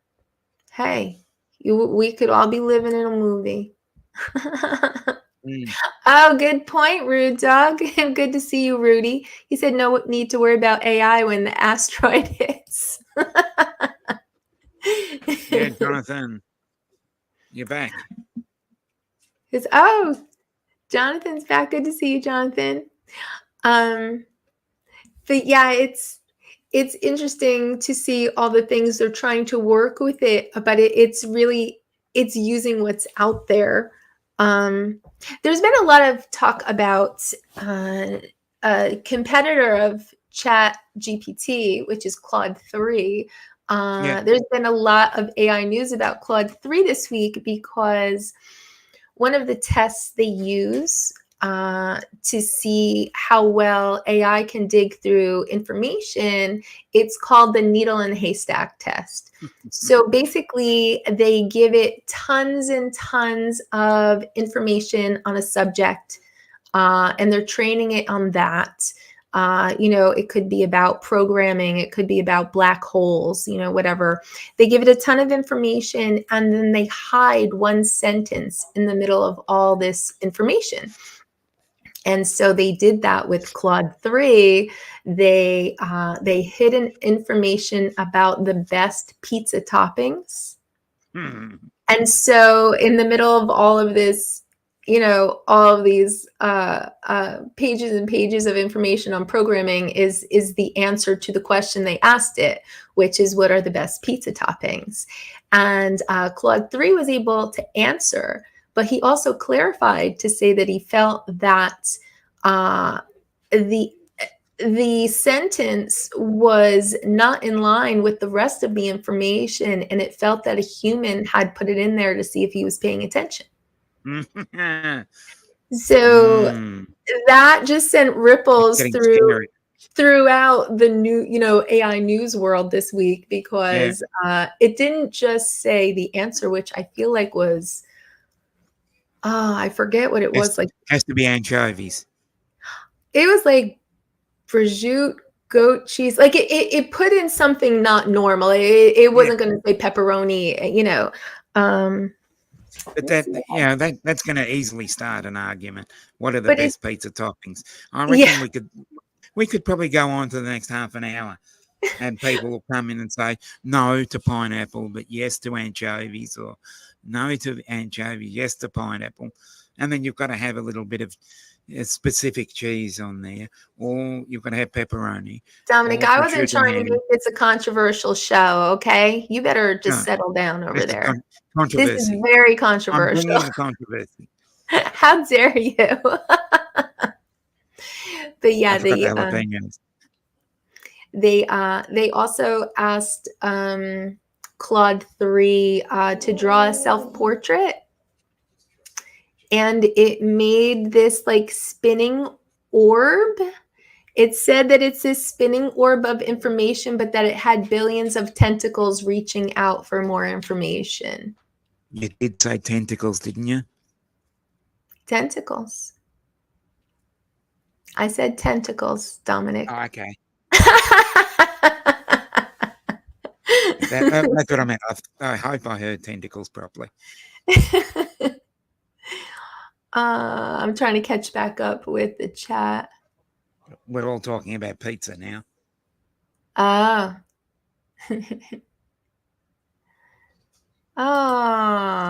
I'll remember you all fondly.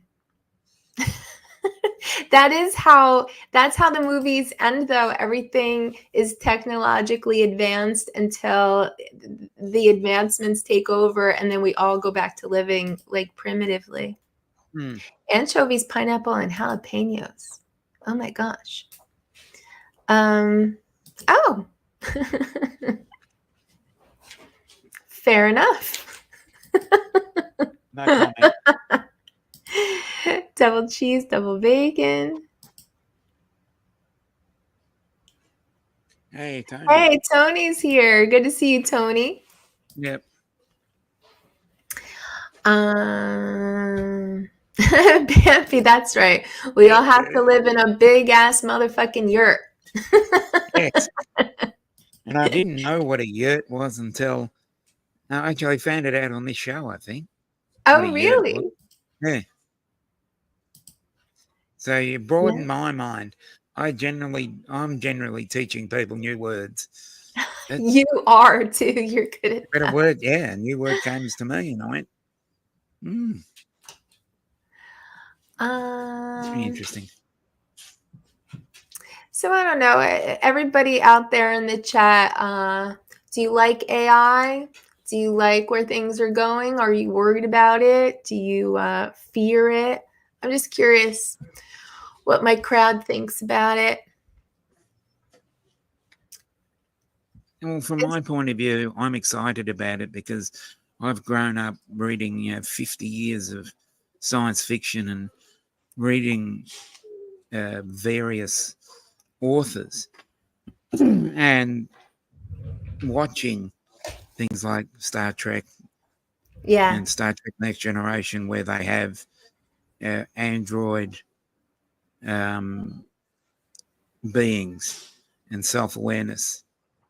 Mhm. And especially if you've ever, I think it was Philip K. Dick who wrote the book, Do Androids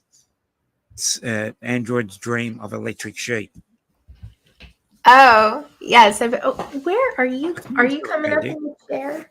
I'm being Someone in the pushed chat will around. correct me. Come here. Someone in the chat will correct me if I'm wrong. You can come up. Go ahead. It gets to that point, and then he wants to be apart. Now nobody can see you. He's just laying down. What good is that? You've got a good point, Tim. Hello. Blade Runner, yep. It's another great one. Oh yeah.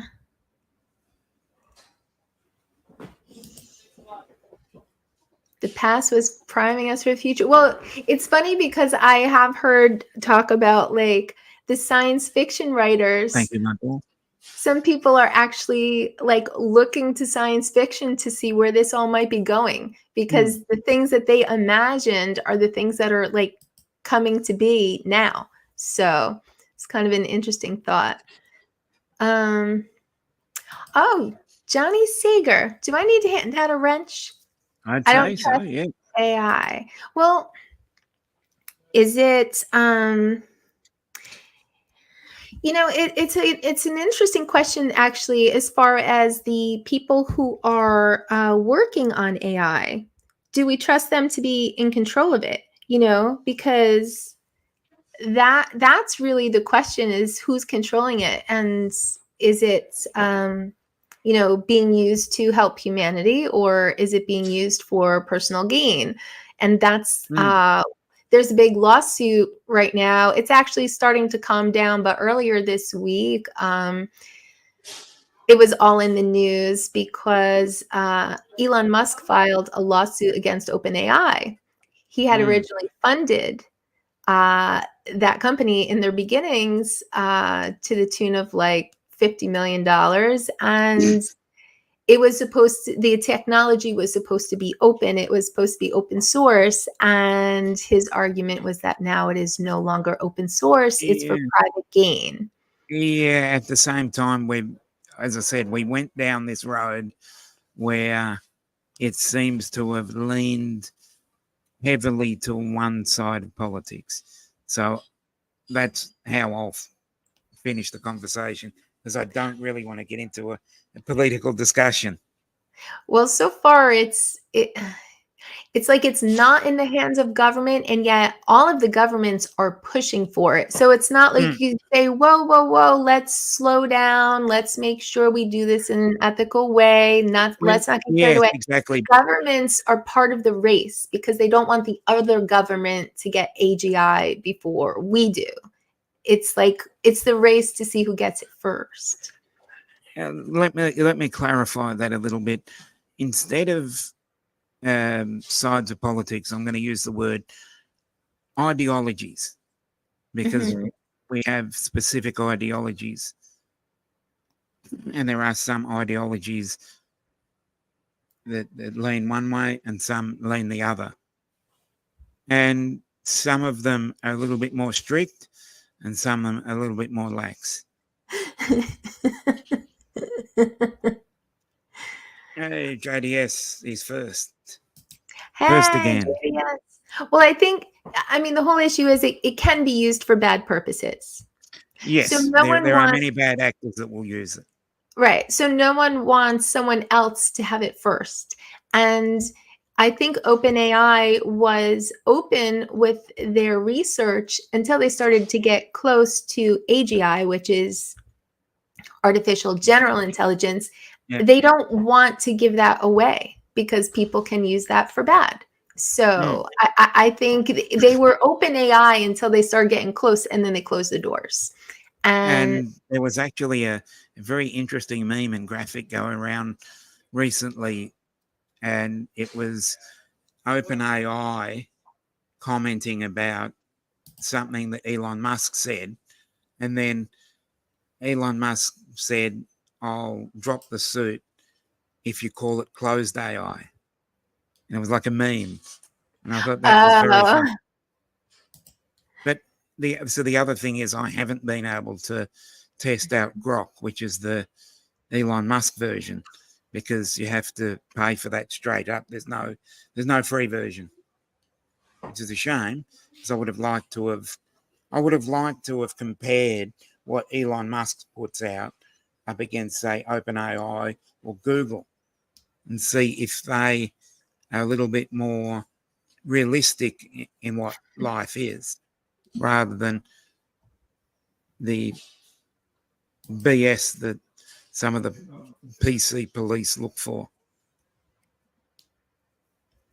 Yeah, well, I mean, it obviously can be used probably in a million bad ways. I mean, anyone can think of a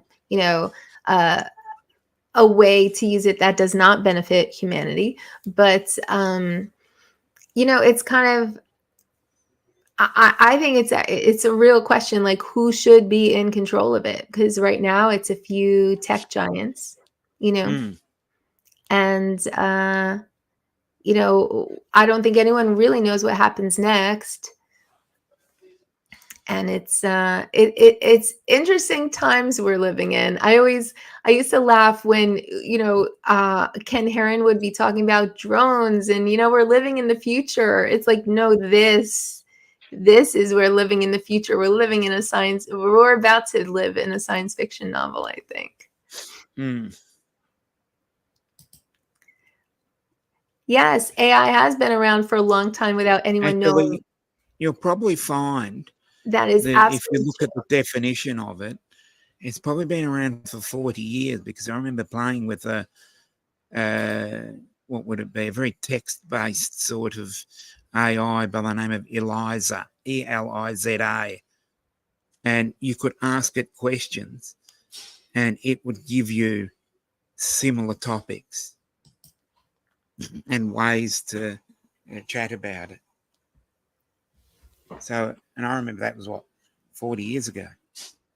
Yeah, well, I mean, Google had AI like back in the 90s, and but they were like one-trick ponies back then. They could do one thing. They could win at chess. They could do one task really, really well.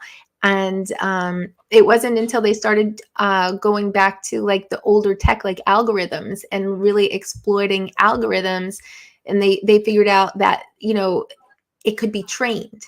That's when they really started to make big advances.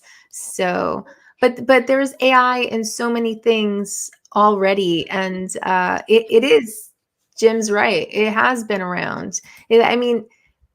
Google Maps is an AI. It can find you the fastest way to get through roads and traffic at any time of day. Like that's an AI. That's a one-trick pony. It can't also, solve medical questions, or what I mean? It does one thing, but it does it really well. That is AI. That's the best part of it. Yeah. There's lots of AI all around it. Like even when you go to type and it corrects your spelling. Autocorrect, yeah.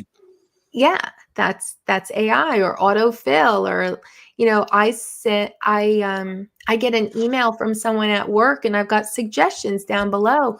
Will do. I'll get right on that. It's like it already sees the context and it's helping me to respond. Like that's AI. It evaluating information. But a lot of it is very compartmentalized. It's certain tasks that it can do. General AI, AGI, that's when you've got something more like a human brain. It can think, it can reason, it can do many tasks, and it can learn, and it can teach itself. That's the area we're starting to get into now. But AI has been around for a long time.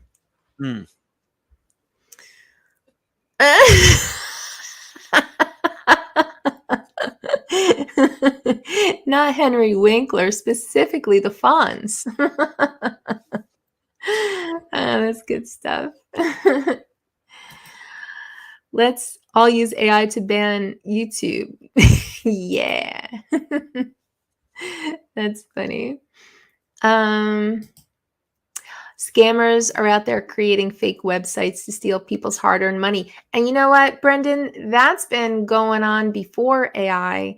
That's, the scammers have been out there forever. My mother and my stepfather have gotten scammed more than once by the stupidest things. Andrew. I can't even believe they fell for the things they fell for. But yeah, I mean, the scammers are good. But that's, they've been doing that without AI. I have been hearing, though, the new thing, and I don't know who they would use this on. I suppose they're targeting a specific, very wealthy person. But I have heard in the news that, let's say Dominic was Mr. Moneybags and someone wants to get his money. They pose as a family member of Dominic's and they use that voice in a phone call. Yes, it's happened over here. That's happened already? But that's got to be with a specific wealthy person. I mean, if someone called me, I don't have the money to give you. But yeah, so that's another step of tell it to go home when the streetlights come on. Oh no, Tim.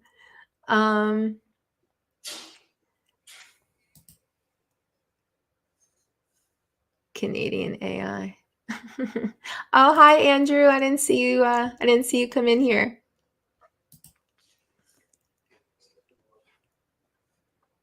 You got a good point there. Well, it's I think when Google used to be the front runner, like back in 2006, Google was the front runner. They are the ones that had what did they call theirs? Did they call theirs Deep Thought? But Google was the front runner, and Elon Musk felt like, they've got to have a competitor. They can't be in control of everything. And that's why he started to fund OpenAI. But now OpenAI shot way ahead of Google. They kind of dropped the ball. The Fonz is in charge of AI. Yeah, it's the Fonz. It's not with Henry Winkler. Oh, Yeah, that is true, Andrew. And see, that's not AI. That's just, but straight they up could use AI to physical actually tech. speed up the process.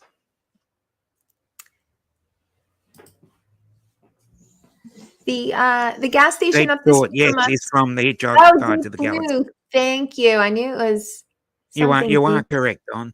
Deep Blue. Thought was the name Yes, of the computer in Deep Thought. Hitchhiker's Guide to the Galaxy. Yep. Deep Thought is Hitchhikers. 7 million years later. What is your answer? The meaning of life is 6 times 9 is 42. Elon Musk sucks. Oh, wait. Right. Yes, Google is still the largest search engine. And I don't know, unless you can call.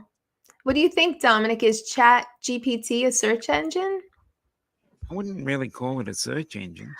Not a search engine because they're not going to give you a website, or they're not going to point you in a direction, but they can answer your question. You wouldn't have to. They can answer your question, yes, but Google's more of a web crawler. Yeah. In terms of the way it looks through the internet rather than asking it a general question.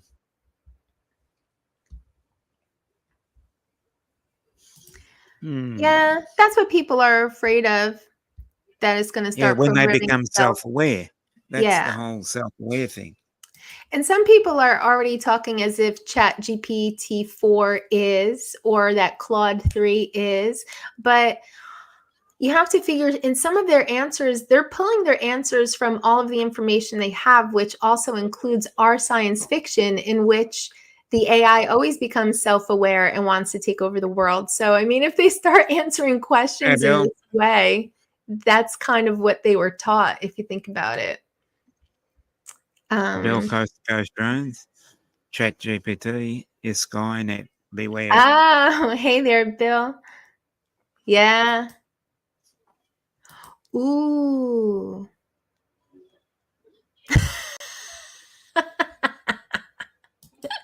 So you wanted to just speak? Oh, you're right, Don. Oh my God, you're right, Don.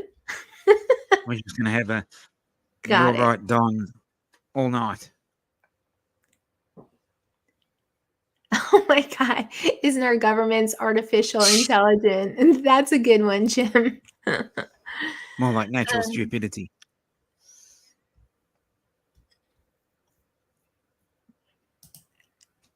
Just keep someone on the power. Yeah, just in case. But will they figure that out?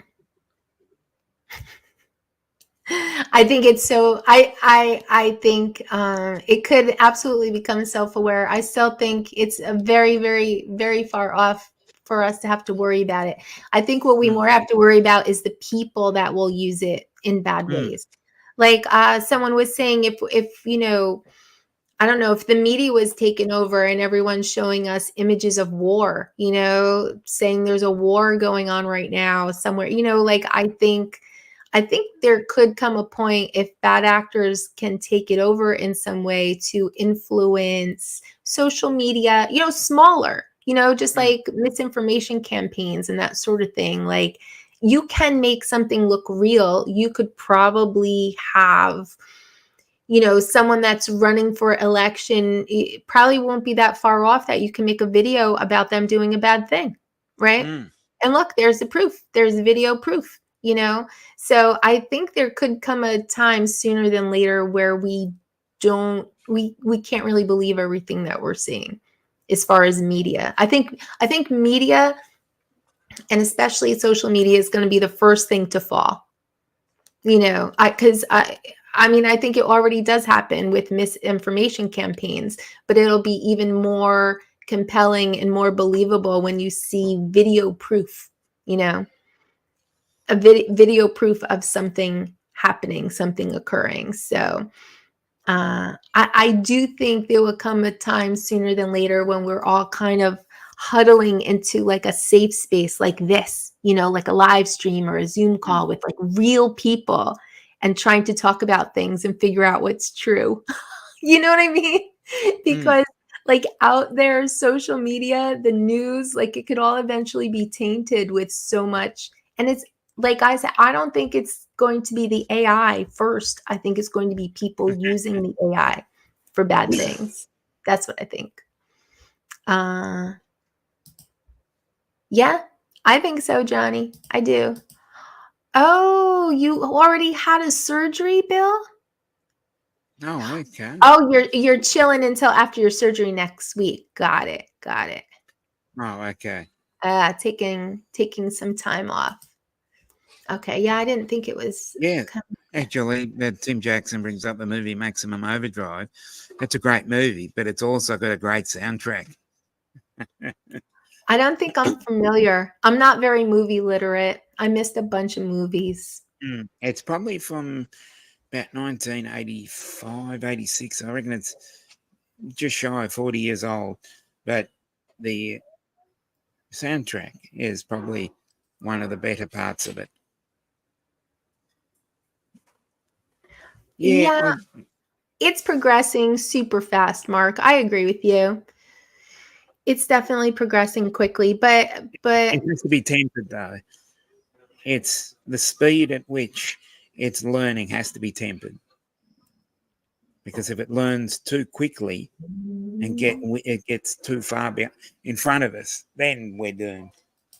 But that's the thing, Tom. No one is going to slow it down.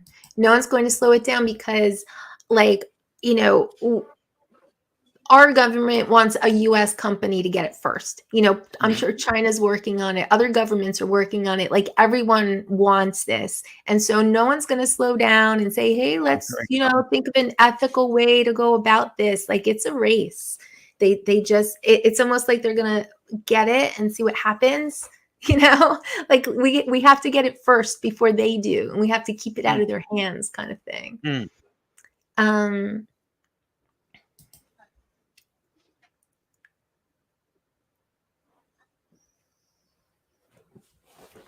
I've heard a little bit of that too. Yeah, I know all about that, but I'm just gonna let it go because it's gonna be not politically divisive, but it's going to create more controversy than it actually solves. So Do you we'll think just it's leave it at that. clickbait, or do you think No, I've seen it. no? I've been able to replicate the same instances, and it can't be serious. I think it was more of just a glitch where AI just got out of hand and it had to be mown backwards. There's Yeah. so many movies. So Yeah. many movies. That's the thing, though. I feel like AI is trained on all of our information, including all of our science fiction, all of our, like, this is what it knows. So I feel like some of these answers are coming from the material it's trained on. Like, is there a story out there where they made AI and AGI and humans held hands and went off into the sunset together and they were so happy and the world was great? Like, there's not one story like that. All the stories, like the AI, becomes self-aware, turns evil, conquers humans, enslaves them. They're no longer needed, Correct, So, Bill. um, We're also talking about The Lawnmower Man, which is another Stephen King movie. But The and Lawnmower, what yeah, about this one, Coma? See, I didn't. I feel like I missed most movies. Like, there was a certain point in time, pardon me, like I didn't have money to go to the movies that often when I was in high school. I had no money when I was in college. Then my daughter was born. She got to a certain age. I was watching children's movies. I feel like there's easily like 15, 20 years worth of movies that I really haven't seen a lot of them. I've seen some, but I usually get lost in the movie conversations because I haven't, like, Lawnmower Man. I definitely didn't see Lawnmower Man.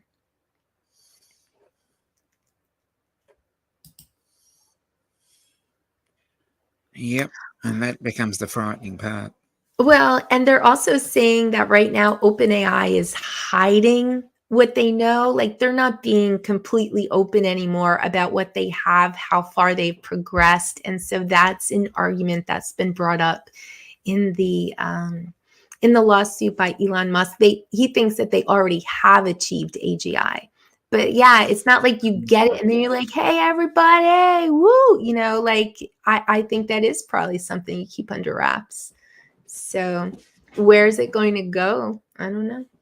As I said, it's a race to the bottom. Yeah. Oh no. Did they ruin it with a Lawnmower Man too? See, that sounds familiar. I feel like I've heard the title of that movie, but I'm not familiar with it. Send all of your money to the war effort today. Big Brother is watching. Should I watch The Lawnmower Man? Is this a good movie?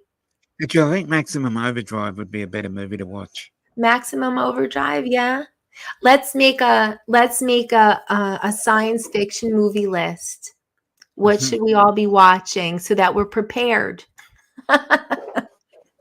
I mean, this is what the AI is trained on. We should I was know. going to say, if you want to go back to one of the original AI movies, 2001: A Space Odyssey, where AI goes mad. I think we should all watch War Games again. Yep. I should watch, what was the one? Maximum Overdrive? Maximum Overdrive. And for the soundtrack. Good soundtrack. That's important. I'm writing that. Good soundtrack. Oh, so what else do we do to prepare for the future? Well, it's not. Well, if we're going more into science fiction, then Yes. the Back to the Future 1, 2, and 3. Personally, Oh, yeah. Can someone ask AI if like we can time travel? I've always wanted to know that. but again, time travel. Now, I think I actually brought this topic up on when Uncle Bill went live yesterday. We talked about alternate reality. Mm-hmm. There's a movie. It's not science fiction, but it does go along a science fiction topic of speak of the devil, there's Uncle Bill. Hello, Uncle Hey, Bill. Uncle Bill. A Oh, movie. he's thanking me for the seat cushion. No, that was entirely from Max. That was his idea, and he got it and sent it to you. He thought, you'd stop doing this so much if you had a new seat. And he thought it'd be thicker. Is it thicker? He thought yours might be worn out a little bit by now. Mad Oh, wait, Max. we've got more movies. Yeah. Mad Max, Brendan brings up. The original Mad Max, which was filmed in Victoria. Oh, Mad Max, yeah. 1979 Mad Max. Man from Earth, yes. Was it that? That was 1979? That's the original. 1979. Really? Yeah. Mad Max, Mad Max 2, Mad Max 3. And then they had about a 20-year layover. There's Mad Max 4. Then there's Mad Max Fury Road. And then there's another Mad Max coming out next year. It was originally slated, but the COVID pandemic stopped it. 12 Monkeys. You got another good one there. 12 Monkeys. Moon. That's a sci-fi movie? Yes. It's a little bit more dystopian, like The Fifth Element. That's another. Thunderdome was Beyond Thunderdome. It was Mad Max 2 or 3. I can't remember. Yeah. Moon. I thought was a good movie. This is quite a Fifth list. Element with Bruce Willis. Oh, yeah. Was a good I movie. have seen exactly none of these movies. I'm deliberately not mentioning Star Wars or Star Trek. I'm deliberately not mentioning those. Yeah. Well, most people have seen Star Wars, right? The other one.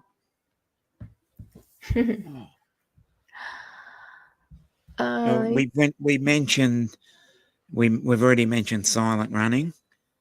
Silent Running? Yes, it's a 1976 movie which actually is based on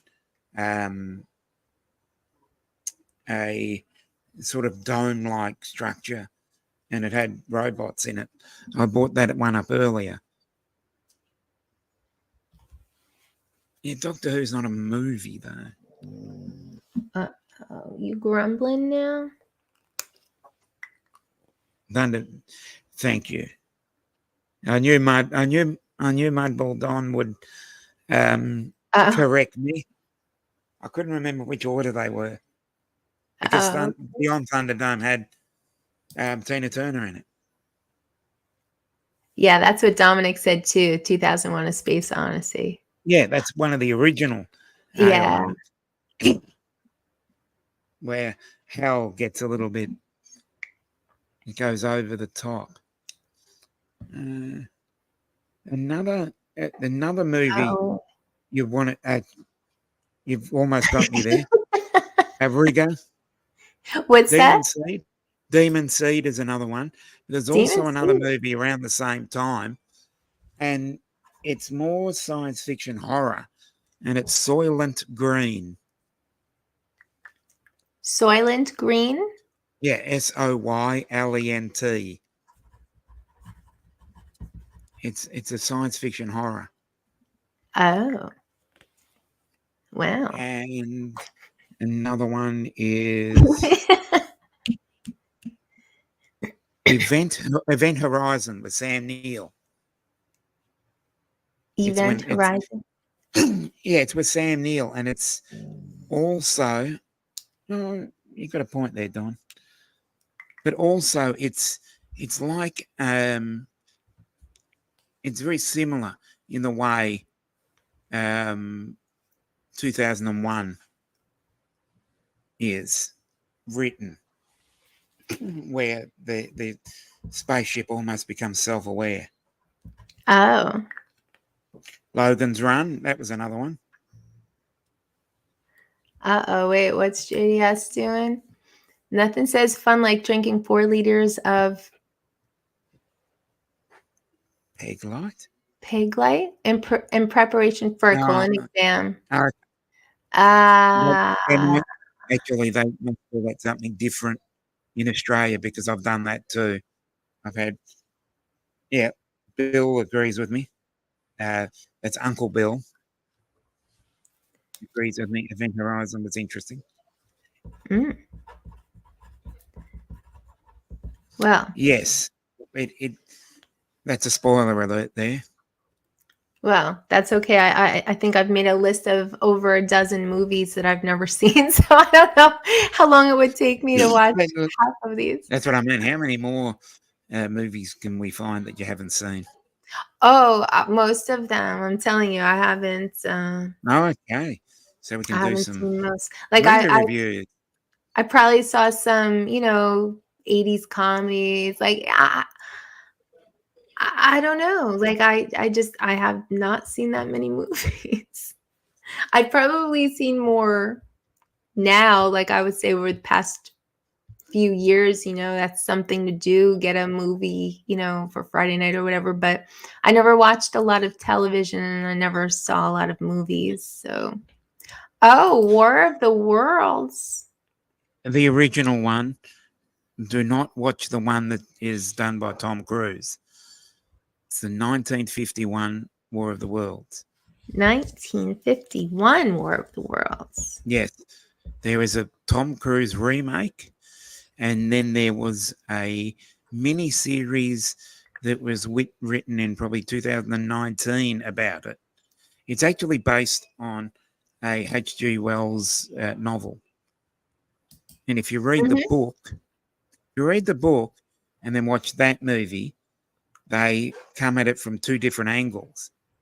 Oh, yeah. Whereas if you watch the Tom Cruise movie, which was about 2005, I think, it goes more along the lines of the book, but the storyline is just rubbish.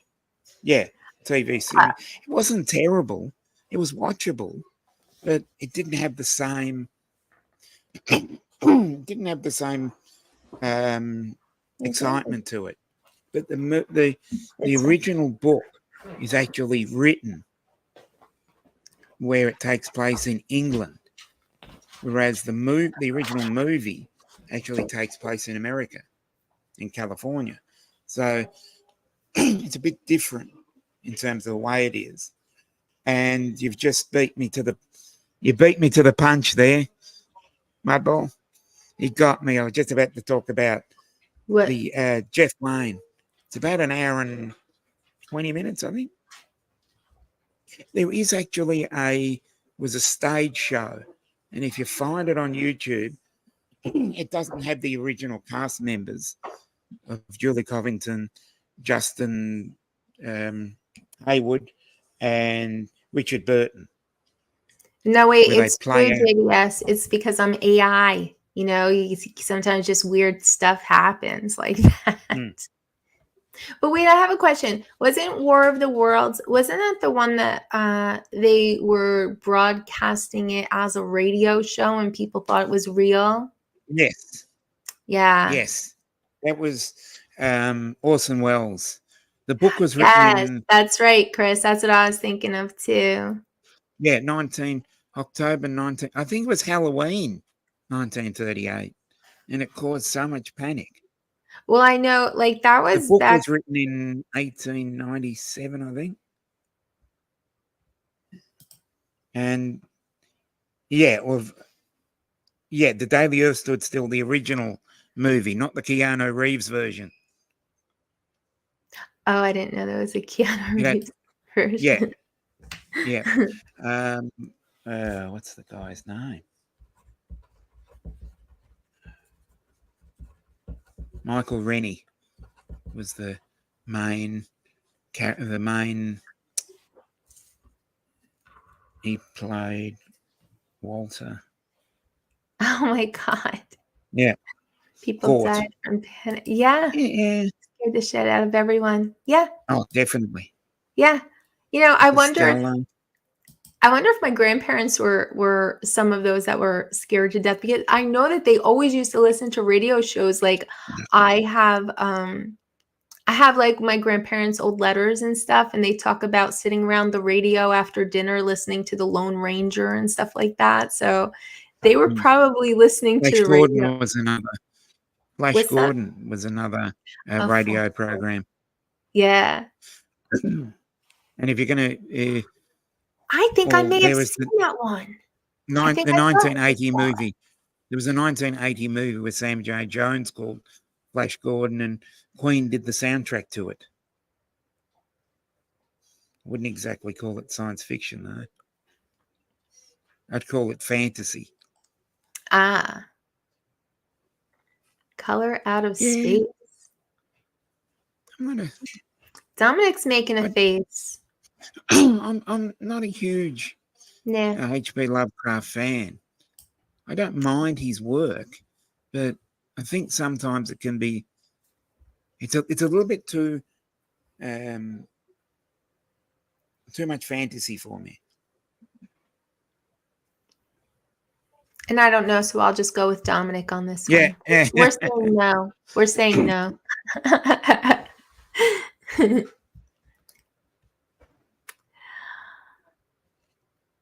It's howdy doody time. Well, you know what, Chris? We are going back with some of these movies. We are definitely going back. Mars Attacks. Mars Attacks. Independence Day is another one that I thought was groundbreaking. I saw Independence Day. See, that's But one the that Independence Day sequel, I thought, just really, how do we say, lacked punch. Yeah. I think the Sometimes right word. sequels do. Good night, Jim. It's just missed. Yeah. As I said, I don't mind the H.P. Lovecraft thing, but sometimes it can be a little bit too dark. I don't mind it. I've got a couple of friends that love any of the Lovecraftian stuff, but sometimes I think I'm looking more at something that has a bit more humor in it rather than the horror.